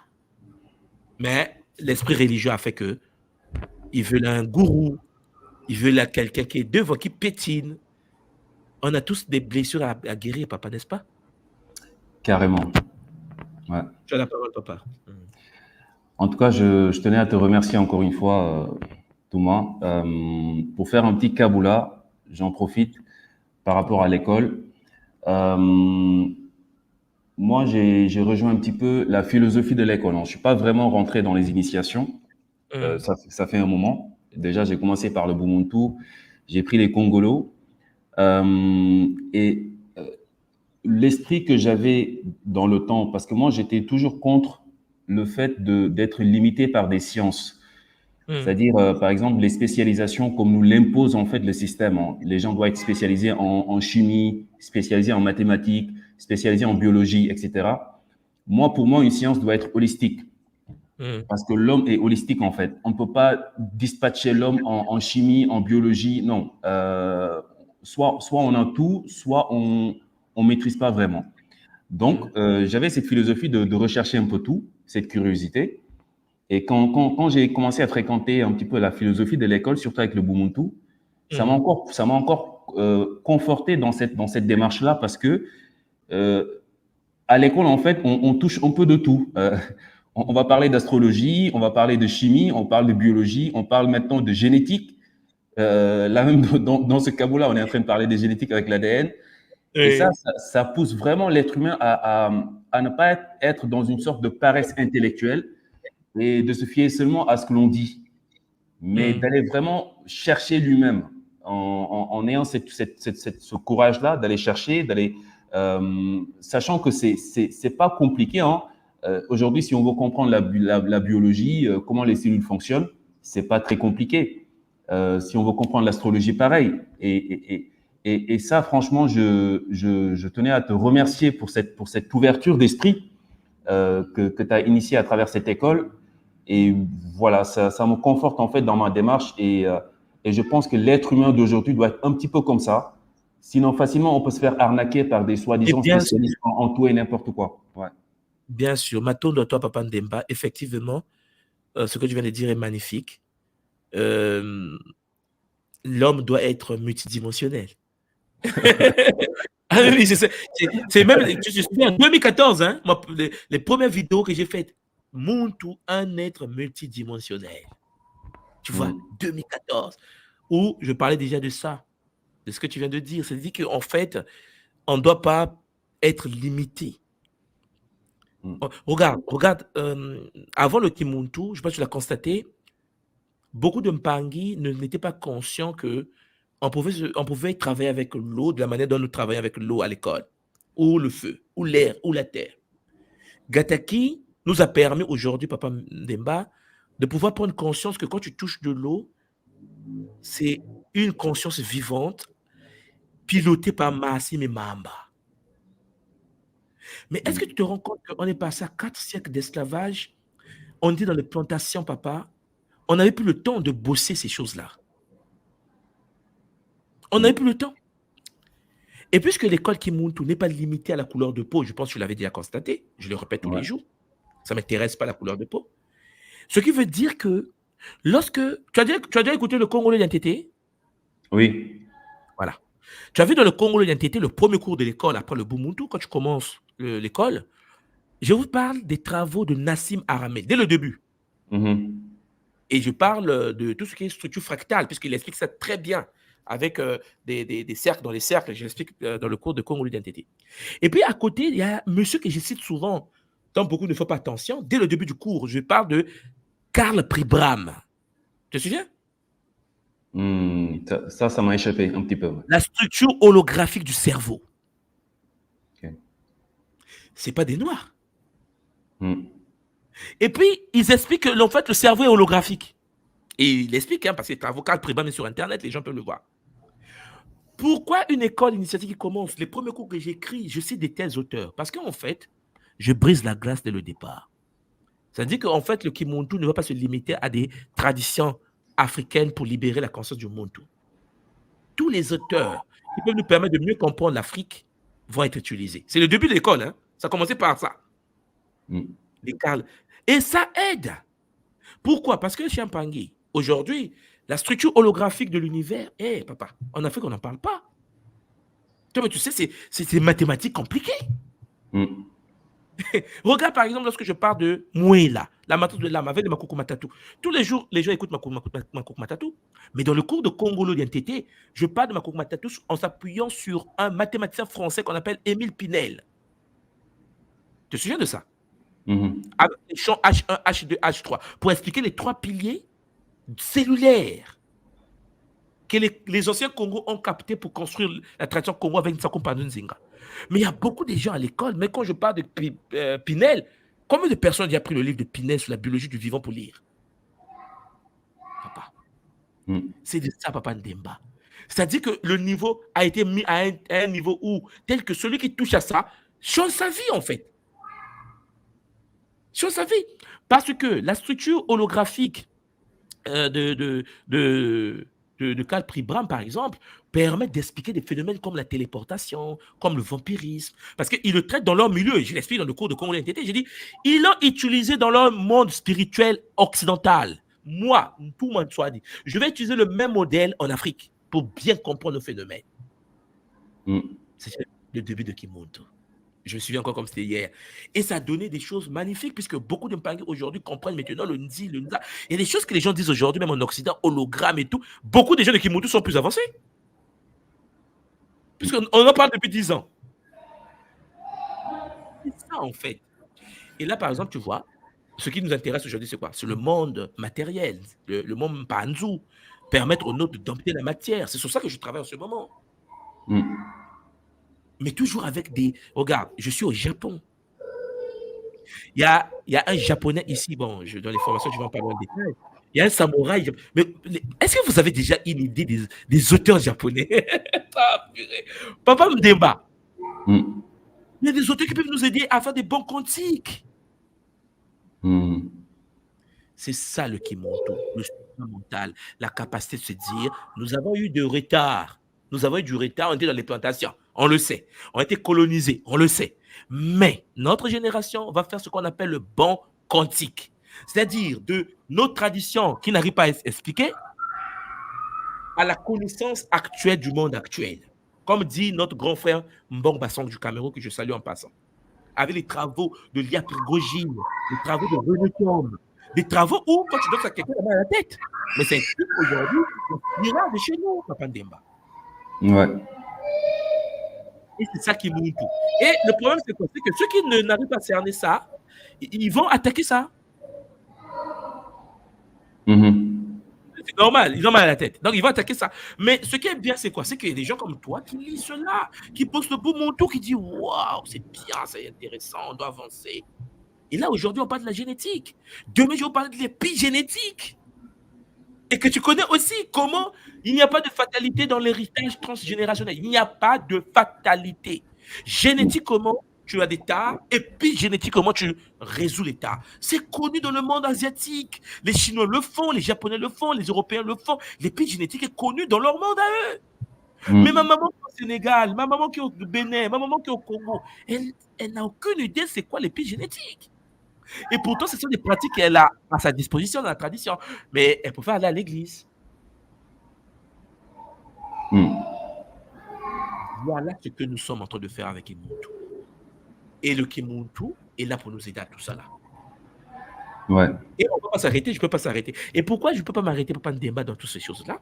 Parce que ma vie matérielle ne dépend pas de Kimuntu. Tu sais, je vous dis ça tous les jours. Hein. Je dis, si je dépendais de Kimuntu, ça fermait. Avec la structure de notre communauté, je dis, ouais, mais bon, laisse tomber, je soulevais mes cartons. Ou bien aller faire la planche. L'avantage avec Kimuntu, c'est que je ne dépends pas de Kimuntu dans le sens où, au matériellement, là, par exemple, je te parle au Japon. Je suis le conseiller économique du Congo au Japon. Vous ne pouvez pas imaginer combien on paye un conseiller économique africain dans un pays comme le Japon. Donc, matériellement, on a des voitures diplomatiques, on a des gardes-corps. Tu vois, tu fais une vie de malade, mais dans ton monde matériel. Et j'enseigne à l'université au Congo. Et en plus, j'ai fait mes affaires avec vision métrique et des investissements de domaine agricole. C'est-à-dire qu'en fait, c'est pour ça que Kimuntu, c'est une... Comment je vais dire ça? Le Kimuntu, pour moi, c'est une mission de vie. Mais qui, en effet, ne peut être écouté par des gens compatibles au message. Et je le sais.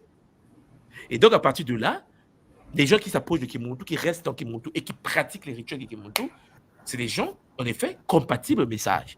Ceux qui ne sont pas compatibles ne peuvent pas être là, ce qui est normal. Quand tu n'es pas fait pour ça, qu'est-ce que tu fais là? Ouais. Voilà la... Pas de débat.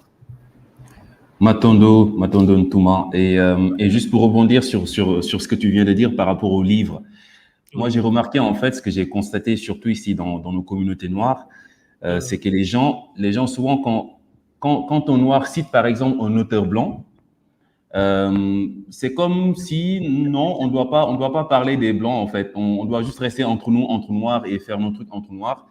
Mais ce qu'il faut comprendre, et moi ce que j'ai compris avec le temps, si on considère que notre corps là, cette couleur de peau, c'est juste on va dire un véhicule biologique, hein. Donc il se peut que le blanc là, Émile Pinel dont vous parlez tout à l'heure, ces gens-là, peut-être dans une autre incarnation, dans des vies passées, c'était des noirs qui se sont incarnés. Mais ça va plus loin que ça. Est-ce que tu as lu le cours sur Moué là, la matrice de l'âme, Congolo Yantété? Oui, ouais. Fais la révision de ce cours, papa. Dans le Congolo Yantété, je vous explique comment une matrice de l'âme peut s'incarner dans plusieurs corps au même moment.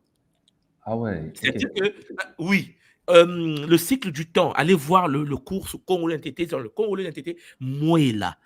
Je t'ai bien dit, papa, beaucoup de Mpangi ne lisent pas Kimuntu. C'est ça, en fait, ma plus grande tristesse, c'est cette partie. Les gens aiment les trans seulement. Trans. Mais la connaissance Kimuntu, beaucoup ne... Parce que, en fait, je vois les langages, je vois comment on parle. J'ai dit, ah non, lui n'a pas encore eu accès. Et pourtant, le cours a été écrit en 2014. Dans le cours de Congo d'identité, déjà, puisque on parle d'Émile Pinel, il y a des travaux de Jacqueline Bousquet qui a vulgarisé les travaux d'Émile Pinel avec les champs morphogénétiques. Mais papa, mais tu comprends comment une matrice de l'âme peut être dans plusieurs corps au même moment. Et en plus, il y a 144 versions de Ndemba incarnées dans 6 temps différents simultanément. Et je l'explique avec les mathématiques dans le cours. En citant les auteurs qui ont eu des prix Nobel dessus. Mais ça passe. Tu vois, il fait des oreilles parce qu'il veut qu'on dise, ouais, vous étiez des pharaons. Mais on dit des pharaons, oui, mais on peut redevenir des pharaons. Qu'est-ce qui nous empêche? Puis c'est un problème de mémoire seulement. Tu es descendant des pharaons, c'est que tu as toute la connaissance pharaonique en toi, n'est-ce pas? Oui. Active cela. Ouais. Vraiment, ma tonne de toi, papa Ndemba, c'était vraiment magnifique. Ce Kabola multidimensionnel. Prends soin de toi, papa. Et de ma tonne de papa. Zola. Mpangi Christian Luamba Mbote. Mbote, vous m'entendez, moi? Oui, papa, je t'écoute très bien, on t'entend très bien. Tu as la parole. Magnifique. Alors, moi, j'ai un peu pris la conférence au cours de la route, mais il y a une chose qui a été dit qui m'a beaucoup interpellé. C'était par rapport à lorsque nous avons un grand qui s'incarne dans la communauté et qu'il accomplit une œuvre et que par après il meurt. Est-ce que, enfin, je ne sais pas si j'ai pas très bien compris après la suite là. Est-ce que sa graine du coup qu'il a semée s'incarne dans la totalité des êtres mélanodermes ou ça s'incarne plutôt dans le milieu dans lequel il a... le milieu communautaire dans lequel il s'est incarné. Ok. Ouais, parce que, sauf si tu te branches à ce milieu, parce que c'est un problème de milieu. C'est-à-dire que lorsque quelqu'un fait une œuvre, je prends le cas de Thomas Sankara. Sankara est venu sur la terre, comme tu sais, il a fait quelque chose, on est tous d'accord, il s'est battu contre l'oppression et tout, on l'a tué. Sauf qu'on ne tue pas quelqu'un qui se bat pour la communauté. Il devient un programme qui se télécharge dans le patrimoine génétique des gens qui se connectent à ça. Et au niveau africain, on peut faire ce qu'on veut. Les Burkinabés sont différents de tous les Africains. C'est l'histoire du continent, surtout les Africains francophones. C'est-à-dire qu'en fait, moi je suis Congolais, mais mes agissements, ma manière de fonctionner, c'est une matrice communautaire congolaise. De chez moi. On a eu des gens comme, par exemple, Marianne Ngouabi, pour ceux qui connaissent un peu l'histoire de l'Afrique. Il y a des gens comme Marianne Ngouabi, il y a des gens comme Mbouetambongo au niveau du Congo. Nous manifestons des comportements adaptés au milieu là. Mais c'est la graine du leader qui se télécharge dans tous les gens. Et tu vas constater une chose. Aujourd'hui, mon pays a un président, tu connais, Sassou Nguesso, qui est au pouvoir. Nous manifestons le comportement de Sassou en nous. C'est la folie ce que je dis, hein. Mais c'est quelque chose que tu dois concevoir. Lorsque vous prenez quelqu'un comme, un peu comme le Burkina, puisque je parle de Thomas Sankara, vous allez constater que les Burkinabés sont différents. J'ai croisé les Maliens, à l'école les Sénégalais, ils sont différents. Même le Burkinabé le plus bandit est différent des bandits des autres pays africains. C'est ça en fait la graine. Lorsqu'une graine est lancée, et pourtant, chez nous, papa, au Congo, il y a le pétrole, il y a le diamant, il y a l'uranium, il y a tout, il y a le zinc, il y a le... Tu connais bien le bassin du Congo, la RDC à côté. Le Burkina Faso n'a pas nos ressources, en fait. Ils sont plus disciplinés que nous. Nous, on ne sait même pas comment gérer tout ça. Sauf empoisonner le frère ou tuer le frère. Et ça, on sait faire. Mais on est comme ça parce que nos aînés ont fait la même chose. Mais au Burkina aussi, tu auras la mémoire de Compaoré. Ah, tu comprends? Tu auras la mémoire de Compaoré qui se bat dans les gens. Non, on va changer le pays. Ah, et si je faisais. Ah, non, mais attends, et si je faisais. La personne est là en train de se battre. Parce que c'est comme des mythes fondateurs. Ce sont des mythes fondateurs. Les élites de nos communautés se téléchargent dans les mémoires des futures générations. Et ça, il faut le cerner. Et si vous n'avez pas d'élite au début, et que les élites sont des escrocs, les descendants seront comme les élites. Que des escrocs. Okay. Ouais, parce qu'on constate beaucoup aussi cette mentalité-là au niveau de tout ce qui est pays de l'Ouest et tout ça. Ils font des fois un peu plus preuve de résistance face à l'oppression, face aux différentes injustices qui sont commises au niveau international.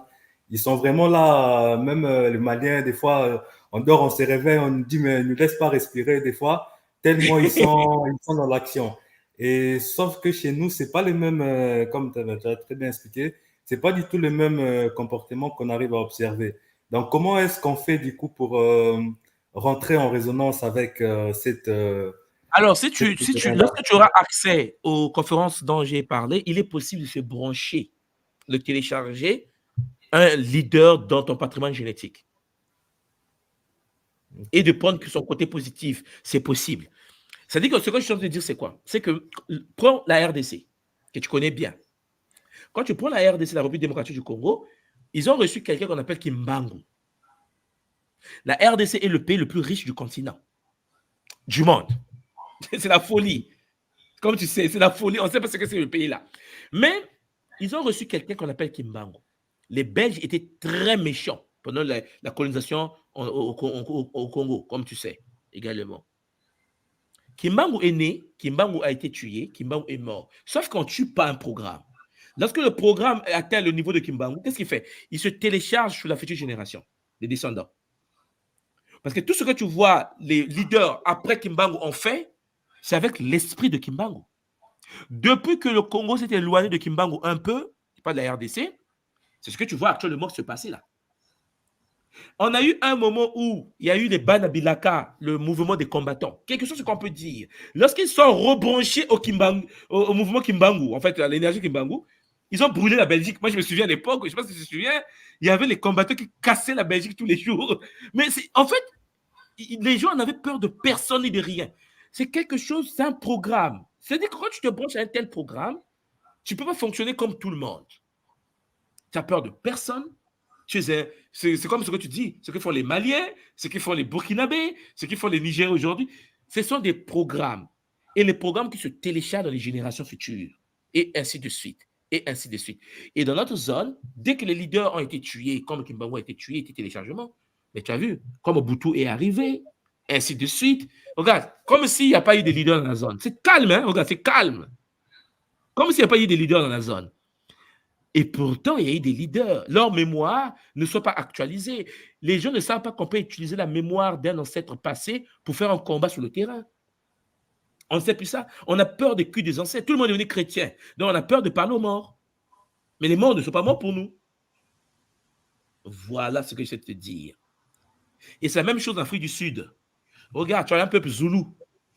Ils ont eu Shaka Zulu. Dès que Shaka Zulu est mort, les Anglais pensaient que les Hollandais, tous ces gens, ils pensaient que c'est mort pour l'Afrique du Sud. Mais, papa, de Shaka Zulu à Zuma, en fait, c'est chaud. Les Zoulous arrivent même à tuer même les Noirs, les propres frères. Tu vois, l'Afrique du Sud, c'est la folie. Comme à l'époque des anciens, c'est-à-dire que c'est des monstres. Ils tuent même les nôtres, ils tuent même les enfants. Les Burkinais, comment on appelle, Zimbabwéens, les Congolais, les Nigérians. Je connais les guerres qui se passent là-bas. Mais les Zoulous, parce qu'en fait, on a hérité de quelque chose. Shaka Zulu a tué des autres tribus pour les unifier. Je ne sais pas si tu te souviens de l'histoire de Shaka Zulu. Il a bastonné les autres familles. Génétiquement, les descendants ont hérité de ça. Pour résoudre ce problème, il faut remonter à celui qui a laissé la graine. Nous, on pense que c'est parce qu'on sait lire et écrire et compter qu'on va résoudre les problèmes du continent. Non. Il faut télécharger des programmes. Il faut toucher les ancêtres compatibles au combat que nous menons. Et à partir de là, le combat sera efficace. Est-ce que tu me comprends? Ouais, je comprends tout à fait. Je comprends très, très bien. Parce que c'est vraiment cette besoin-là qui m'appelle de vraiment essayer de rentrer en résonance avec tout cet esprit, je ne vais pas dire esprit de la rébellion, mais essayer de vraiment essayer d'apporter un peu notre contribution, quoi, dans le combat qui se présente devant nous. Et c'est juste un peu essayer d'éclaircir ma nécessité. Il faut nettoyer l'ADN. Ouais. Et il faut prendre conscience des enjeux. Regarde, le Cameroun a reçu un libérateur, un révolutionnaire qu'on appelait dans l'histoire Ouniobé. C'est quelqu'un de connu sur le continent, c'est l'histoire de notre peuple. Pour ceux qui connaissent le Cameroun et qui connaissent l'histoire de ce monsieur, savent que aujourd'hui, même jusqu'aujourd'hui, 2024, la France ne peut pas venir au Cameroun faire ce qu'il fait dans nos petits pays du quartier, là. C'est-à-dire qu'en fait, je ne te parle pas du gouvernement camerounais, je te parle des Camerounais, la graine de Ouniobé. Mais c'est la folie. Moi, je parle avec des frères camerounais, mais pour le pays, il y a une certaine forme de résilience et de détermination qui vient de la graine des leaders. Parce que ces gens-là ne meurent pas. Un leader communautaire est immortel au sein du patrimoine génétique des membres de la communauté. Voilà. Donc, on parle de Luamba, il faut prendre conscience. Voilà pourquoi nous, on organise des retraites, on organise des RIC pour que physiquement, on se voit pour parler, pour bosser, pour se connecter à des forces. Ouais. Je sais que la communauté se dit, ouais, mais soit dit, mais, hey, c'est un choix. La vie, c'est un choix. Certains vont avancer, d'autres ne vont pas avancer. Mais c'est un choix. Maintenant, papa. J'ai une question encore, du coup, parce que je serai au RIC en Bretagne. On sera présent. Et je voulais savoir, est-ce qu'il y aura du coup des soins qui seront orientés dans mais le sujet que je traite, c'est ça, en fait, il n'y a que ça, la RIC, en fait.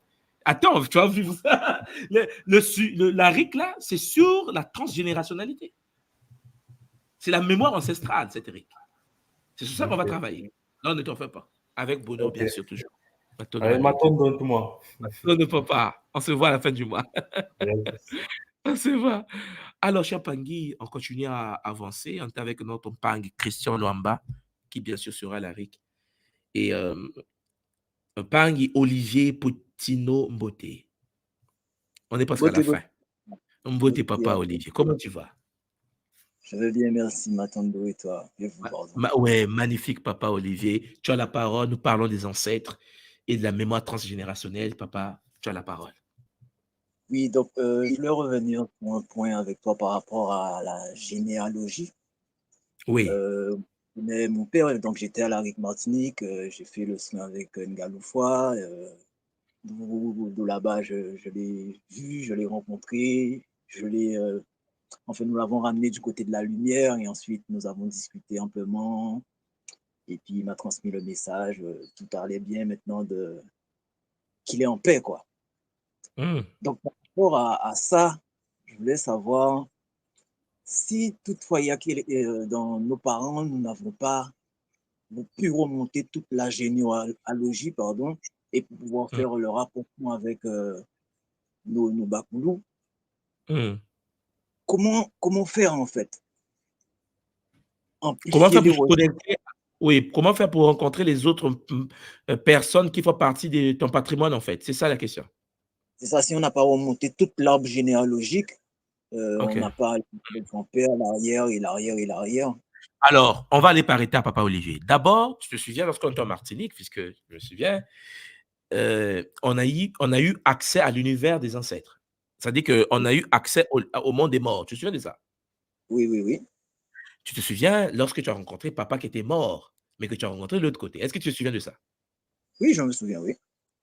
Bon, tu te souviens qu'on l'a fait passer de l'autre côté dans le monde des morts, des vivants. En fait, des mondes des morts, hein, le monde des ancêtres. Tu te souviens de cette partie aussi? Et tu te souviens qu'il y a un rituel que j'ai pratiqué avec vous où nous sommes allés dans le monde en question.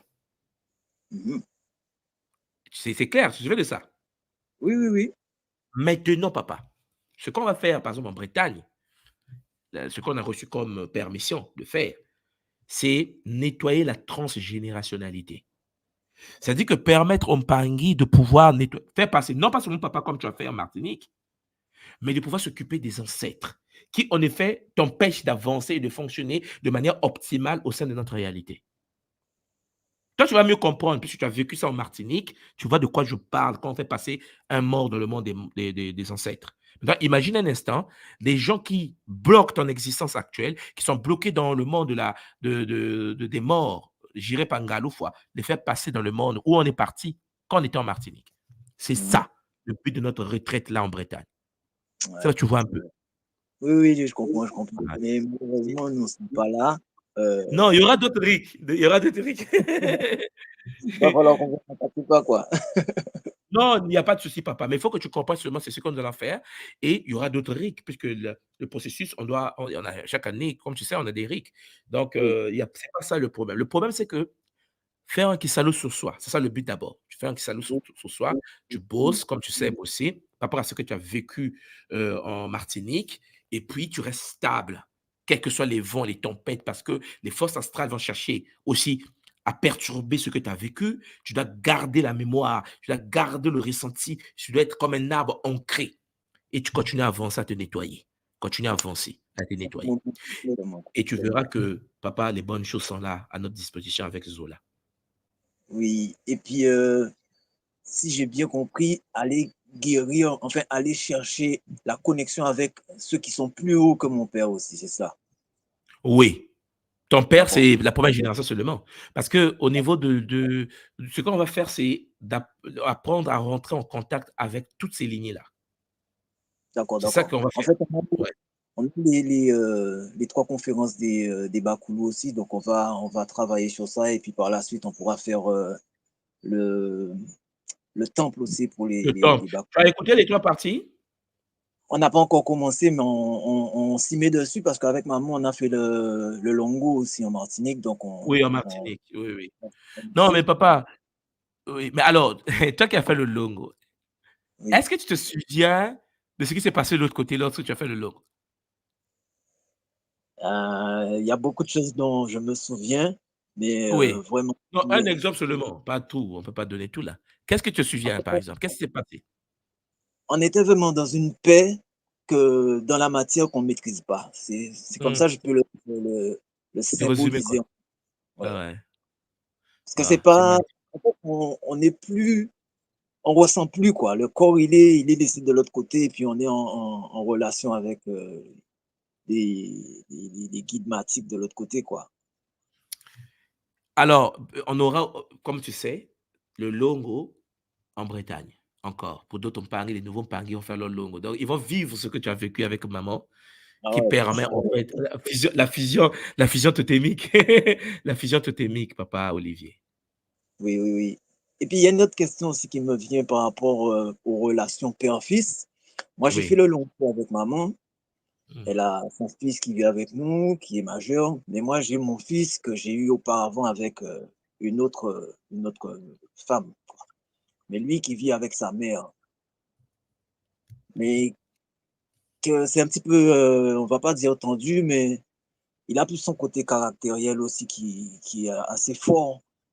Donc, tout ce que j'ai quand même assimilé, le travail, il passe quand même par moi, quoi, pour avoir une répercussion sur lui.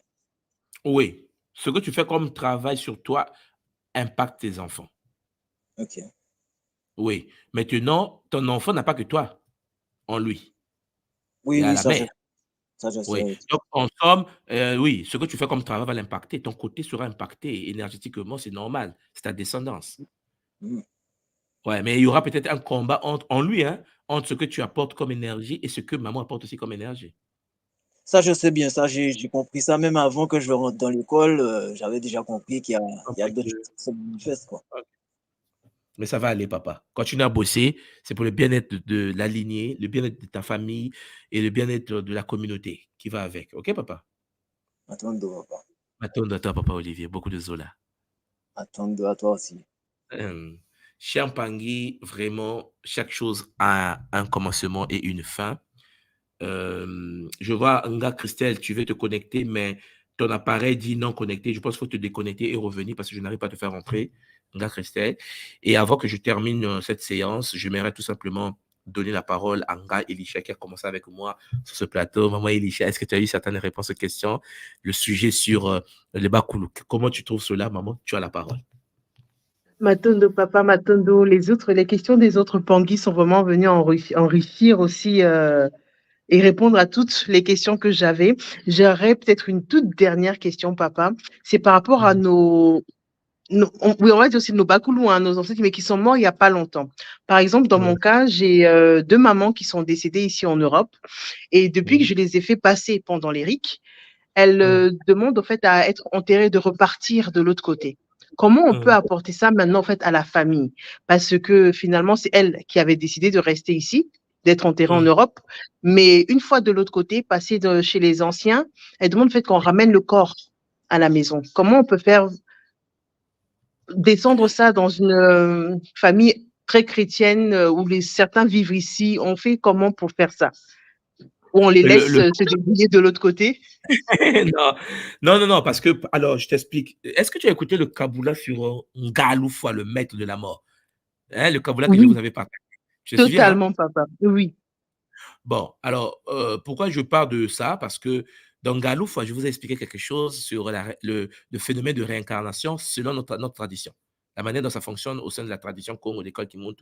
C'est-à-dire qu'en fait, lorsque tu es enterré quelque part, c'est là où c'est le terrain sur lequel tu vas te réincarner. C'est-à-dire on se réincarne là où on est enterré. Tu me suis là? Totalement, oui, oui. Oui, ça veut dire que la maman qui demande d'être enterrée au pays, il faut le dire à la maman d'apparaître dans les rêves des autres. Regarde, c'est simple. Il faut lui faire comprendre de pouvoir apparaître dans les rêves des... Parce qu'elle est capable de le faire maintenant, puisqu'elle avait traversé. Qu'elle apparaisse dans les rêves des gens de la famille. S'il y a quelqu'un, les gens qui prennent les décisions de la famille, les chrétiens là, ils vont même dire que non, c'est Dieu qui leur a dit, c'est fait rien. C'est comme ça, mais qu'elle apparaisse dans les rêves de ces gens-là pour leur faire comprendre qu'elle veut que son corps rentre au pays. Parce que le fait que toi, tu es dans la tradition, et si tu donnes une telle information, ils vont prendre ça au sens où c'est la sorcellerie. C'est pas normal, elle était déjà enterrée, que les morts pleurent leurs morts. Tu vois, les chrétiens, ils vont attendre la résurrection de Jésus. Mais sauf que eux, de l'autre côté, ils ont compris qu'en fait, là où tu es enterré, c'est là où tu vas te réincarner. Et elle ne peut pas se réincarner au pays. Sauf si on l'amène au pays. Voilà. Maintenant, si dans la famille, il y a des gens qui ont ses cheveux, qui ont ses ongles, qui ont son patrimoine génétique, il y a des rituels, tu n'as pas besoin de tout le corps. Tu as besoin d'une portion génétique. Donc, ses cheveux renforcent son ADN, les ongles renforcent son ADN. Si vous avez des choses qui l'appartiennent, que vous avez encore à disposition, oui, maman, ça, même toi, tu peux aller l'enterrer au pays. Ni vu ni connu. Mais il faut avoir le patrimoine génétique. Est-ce que vous avez gardé cela? Est-ce que vous avez tout brûlé? Est-ce que vous avez tout jeté? C'est ça la question. Dans le cas contraire, il faut déraciner le corps. Papa, un vêtement, c'est suffisant ou il n'y a pas assez de patrimoine génétique dessus? Non, on parle de l'ADN. Il faut que ce soit Vraiment quelque l'ADN, chose, d'accord. oui, quelque chose qui est connecté à la personne, la mémoire de la personne. Voilà. D'accord, Maton de ton maman, maton de ma mingi. La conférence dont je parle, attendez, Ngaloufwa, c'est quelque part ici, pour ceux qui ne l'ont jamais vu. Alors, je descends, le Christ originel, voilà, c'est... ça prend du temps.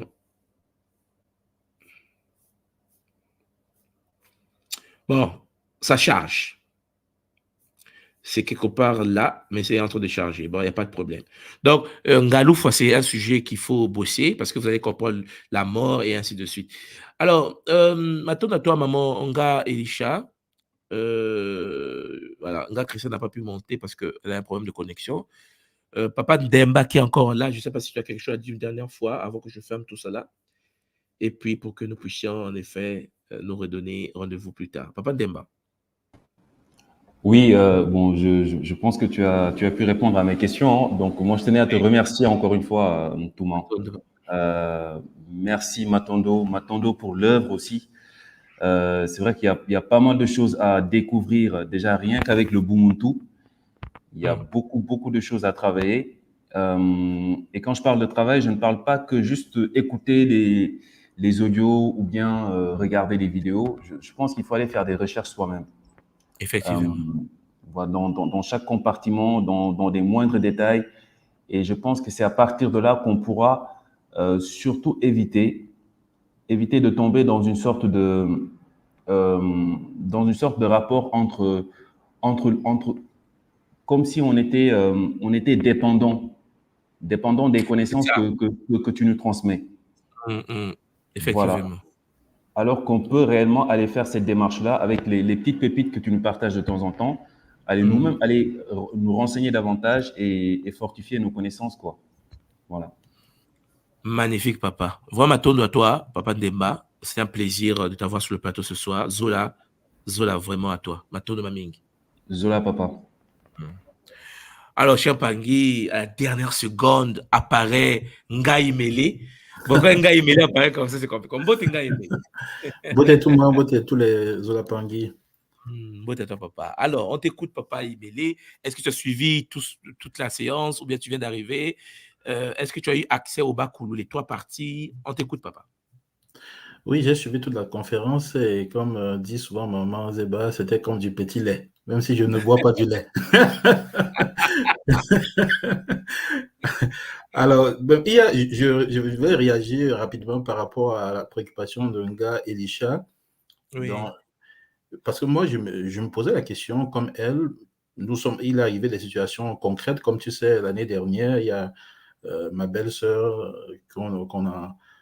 qui est morte ici et qu'on l'a amenée au Cameroun. Et dans ces situations, j'ai été intrigué de savoir, même si je pensais que c'était une très grande réalisation que la communauté camerounaise avait mis sur pied ici, de faire un produit financier qui fasse le retour au pays natal. Mais à ce moment, j'étais intrigué de voir qu'au moment du retour comme tel, le corps est quand même vidé d'un certain nombre de choses. Ouais, ils enlèvent certains organes. C'est ça. Et là, je me dis, lorsque ça arrive au Cameroun, on arrive à enterrer quand même. Est-ce que du fait de la réincarnation, elle est quand même brisée du fait que ce n'est pas tout le potentiel, ce n'est pas le corps entier qui arrive au Cameroun et qu'une partie soit restée ici pour des besoins souvent qu'on ignore. Donc, je ne sais pas, à ce moment-là, on peut avoir un bris dans le processus normal de la réincarnation. C'était ça ma préoccupation, maintenant. Non. En fait, tout dépend du rituel seulement. C'est-à-dire que, oui, même si tu prends 2 cheveux de la personne, le corps, tu peux jeter. En fait, ouais, c'est l'ADN. Notre problème à nous, c'est l'ADN. OK? Il faut, lorsque vous avez l'ADN de la personne, vous avez la possibilité de déprogrammer, de déconnecter la conscience de la personne du corps biologique. C'est un rituel, en fait. Tu vois? Parce que n'oubliez pas que la majorité des nôtres qui meurent en Occident, la majorité, 99,99% des nôtres qui meurent dans la diaspora en Occident, les cœurs, le foie, les reins, les organes sont récupérés par le système. Parce que n'oubliez pas que ça se vend. Donc, il y a des gens ici, là, ta mère était morte à Paris, tu l'as enterrée, son cœur est dans le cœur de quelqu'un d'autre. Il y a des moments où ils ne te demandent même pas la permission. Je ne sais pas si tu comprends. Ça dit que c'est des choses que les gens font. Ils opèrent la personne. Tu ne sauras pas, puisque le corps est zingué, mis dans un cercueil bien fermé. Toi, pour toi, on va dire oui, ça va en Afrique, il ne faut pas l'ouvrir. Parce que ça va pourrir et tout. Donc, ils te donnent des théories comme ça. Ils ont enlevé les organes, ils ont tout enlevé. Mais ils le greffent dans le corps d'autres personnes. Et vous savez bien que la mémoire d'une personne, dans le corps d'une autre personne, ça permet le fonctionnement, ça peut perturber le fonctionnement énergétique de celui qui est parti, puisque son cœur est ailleurs. Or, il y a des rituels de déconnexion de Ngaloufwa, c'est-à-dire que la possibilité de déconnecter un corps, je pense que les Bamileke mettaient ça très bien, c'est-à-dire que la déconnexion d'un corps, d'une conscience à son corps biologique, tout simplement. On te déconnecte, ton corps biologique n'a plus de sens, la personne se libère. Voilà.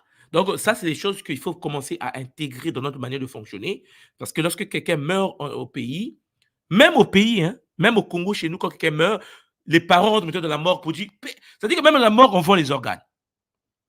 Je ne sais pas si tu as suivi ça. Où les sœurs rentrent pour sauver le corps, quand on lave le corps, parce qu'il a peur que. Il ne faut pas que pendant que vous regardez à gauche, il y a quelqu'un qui passe, il ouvre, il enlève le rein, il met dans les glacières, ils vont vendre. Il y a un réseau mondial de vente des organes. N'oubliez pas ça.